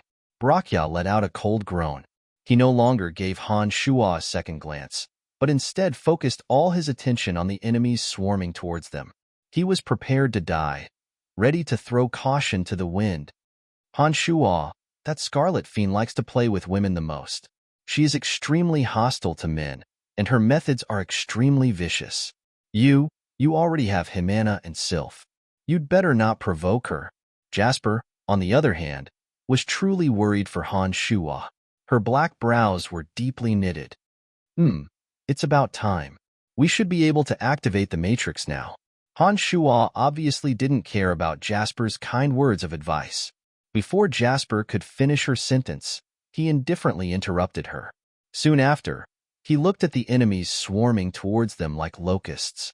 Dark, cold demonic light suddenly burst out from between his two hands, shooting towards the towering stone pillars in front of him.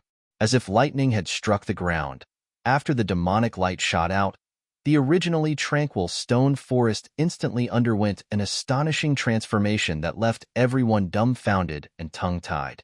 In almost an instant, the top of the stone forest was shrouded in thick, dark clouds. Once the canopy of necromancy was activated, the negative energy instantly spread across the entire area. Immediately after, the three trump cards of necromancers, the boundary of aging, fear, and weakness, were completed almost immediately, enveloping all those who entered the stone forest. The chaotic energy of destruction, like 1,000 swords dancing wildly in the stone forest, instantly pierced through the bodies of all the abyssal creatures that were struck. Finally, the Shura Soul formation was also activated. Suddenly, the stone forest shone with blood-red radiance. A terrifying, ruthless, and evil energy suddenly erupted. In an instant, the stone forest seemed to be welcoming the end of the world. All kinds of energies interweaved together. Tens of thousands of abyssal creatures were almost completely destroyed in an instant.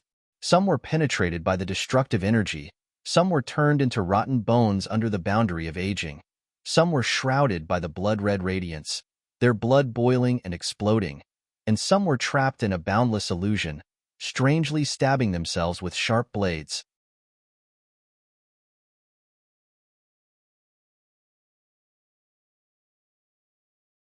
Chapter 543. Rubble swirled in the air, blood splashed everywhere, and the aftershocks did not stop. In an instant, the stone forest formation had undergone earth-shattering changes. Tens of thousands of abyssal creatures had their lives devoured almost at the same instant the formation went berserk. Under the cover of the canopy of undead, the bloody light that shot out from the battlefield was still like a hurricane, leaving streaks of blood behind. When the huge body was torn apart, the bones were like sharp arrows, sending some of the enemies on the periphery flying. It was like an Azura hell.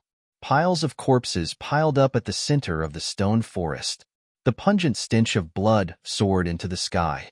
Tenacious souls carrying unreconciled resentment lingered within the stone forest, forming some sort of bizarre transformation. The dead souls, under the influence of the formation, did not immediately disperse into the world along with the loss of their vitality. Instead, they turned into streaks of blood-red shadows, flying everywhere with boundless resentment, tearing apart and biting the undead to death one by one, adding a more horrifying scene to the stone forest that looked like hell on earth. In the short span of a few breaths, the previously tranquil stone forest had turned into a bloody machine that minced all life. Not a single one of the tens of thousands of abyssal creatures could escape from the stone forest. This slaughter of the three great evil forces of demonic arts, necromancy magic, and the Edict of Destruction, all of them had turned into streaks of blood-red shadows, whizzing and roaming within the stone forest, waiting for more lives to enter. The noisy crowd around Han Shuo shut their mouths at once. The battle raging on the wide city walls of War Demon Valley became strangely quiet.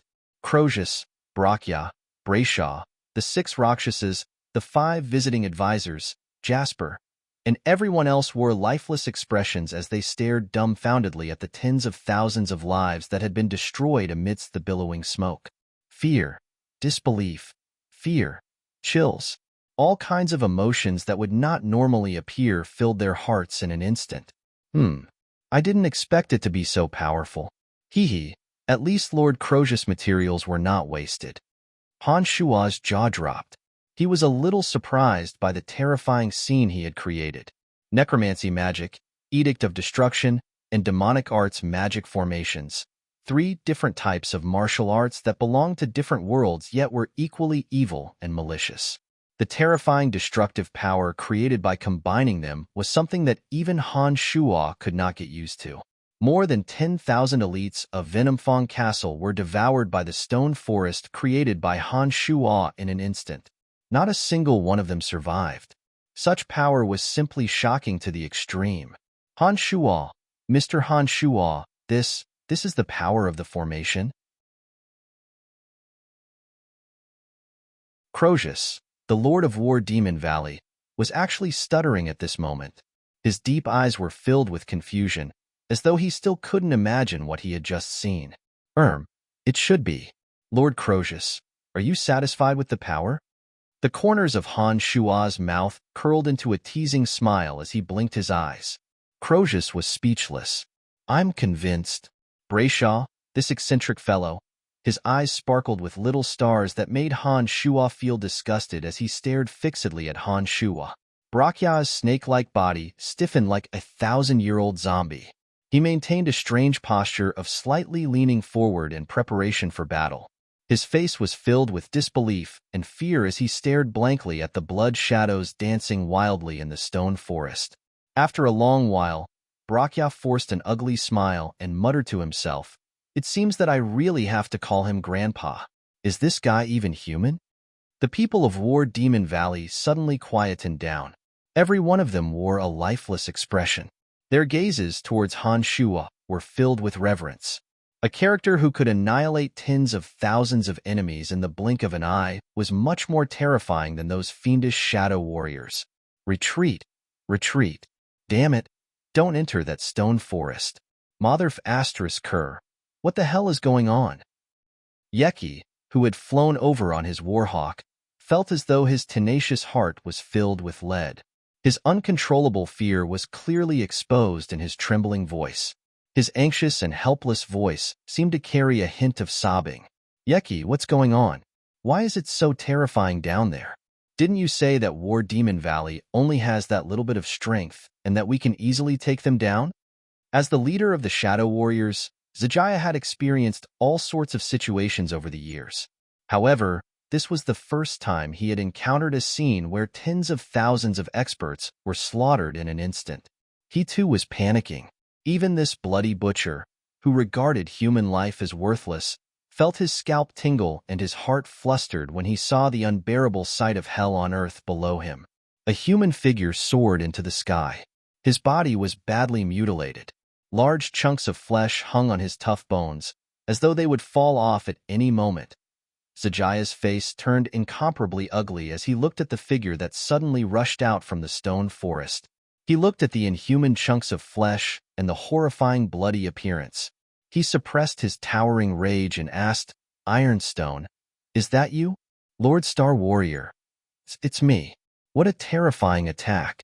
They're all dead. Everyone is dead. I'm the only one who escaped. Oh my God. What the hell is going on? Yeki, you deserve to die 10,000 times over. Who did you offend? The granite general, who no longer resembled a human, trembled as he spoke incoherently due to his fear. Who the hell is it? Scarlet Fiend General's coquettish and beautiful body was also trembling in anger. Her towering chest was trembling, provoking endless wild and fanciful thoughts. I don't know what's going on either. What should we do? What should we do now? The master of Venomfang Castle was at a loss as the 3 shadow warriors questioned him. The scene below was simply too terrifying and cruel. Even Yeki, who had seen blood before, was somewhat terrified. Don't worry about what's happening below. Nobody is to enter the stone forest again. Fortunately, we are all fine. This time, the hatred must be settled immediately with blood. Otherwise, our shadow sect will not be able to answer to the king. He looked at the thousands of Yeki's trump cards riding on flying mounts behind him and said, "Either we take down War Demon Valley, or we all die in War Demon Valley. You all know what the king is capable of. We don't have a third option. As soon as Zijaya mentioned Demon King Golander, the party of Venomfang Castle members, who were originally filled with fear, shuddered. Their gazes suddenly became resolute. They had made up their minds that even if they were to die here, they would not be able to infuriate Golander. Then, let's kill. Either everyone in War Demon Valley dies, or we all die.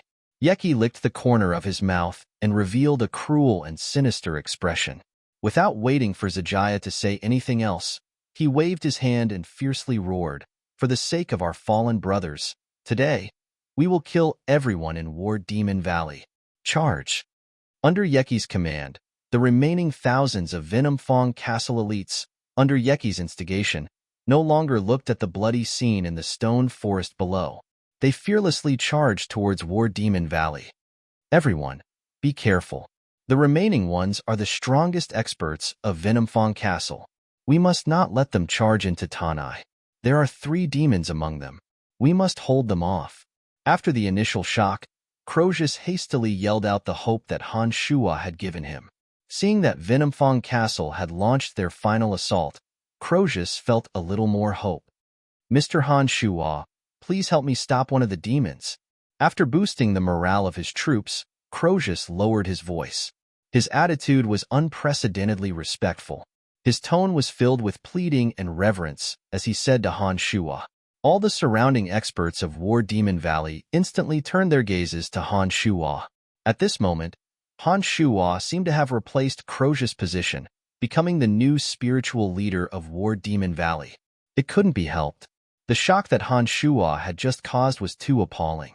An existence that could kill 10,000 enemies in the blink of an eye with a magical matrix was something that even Crozius, the Valley Master whom they revered as a god, could not compare to. Han Shua, you are truly unfathomable.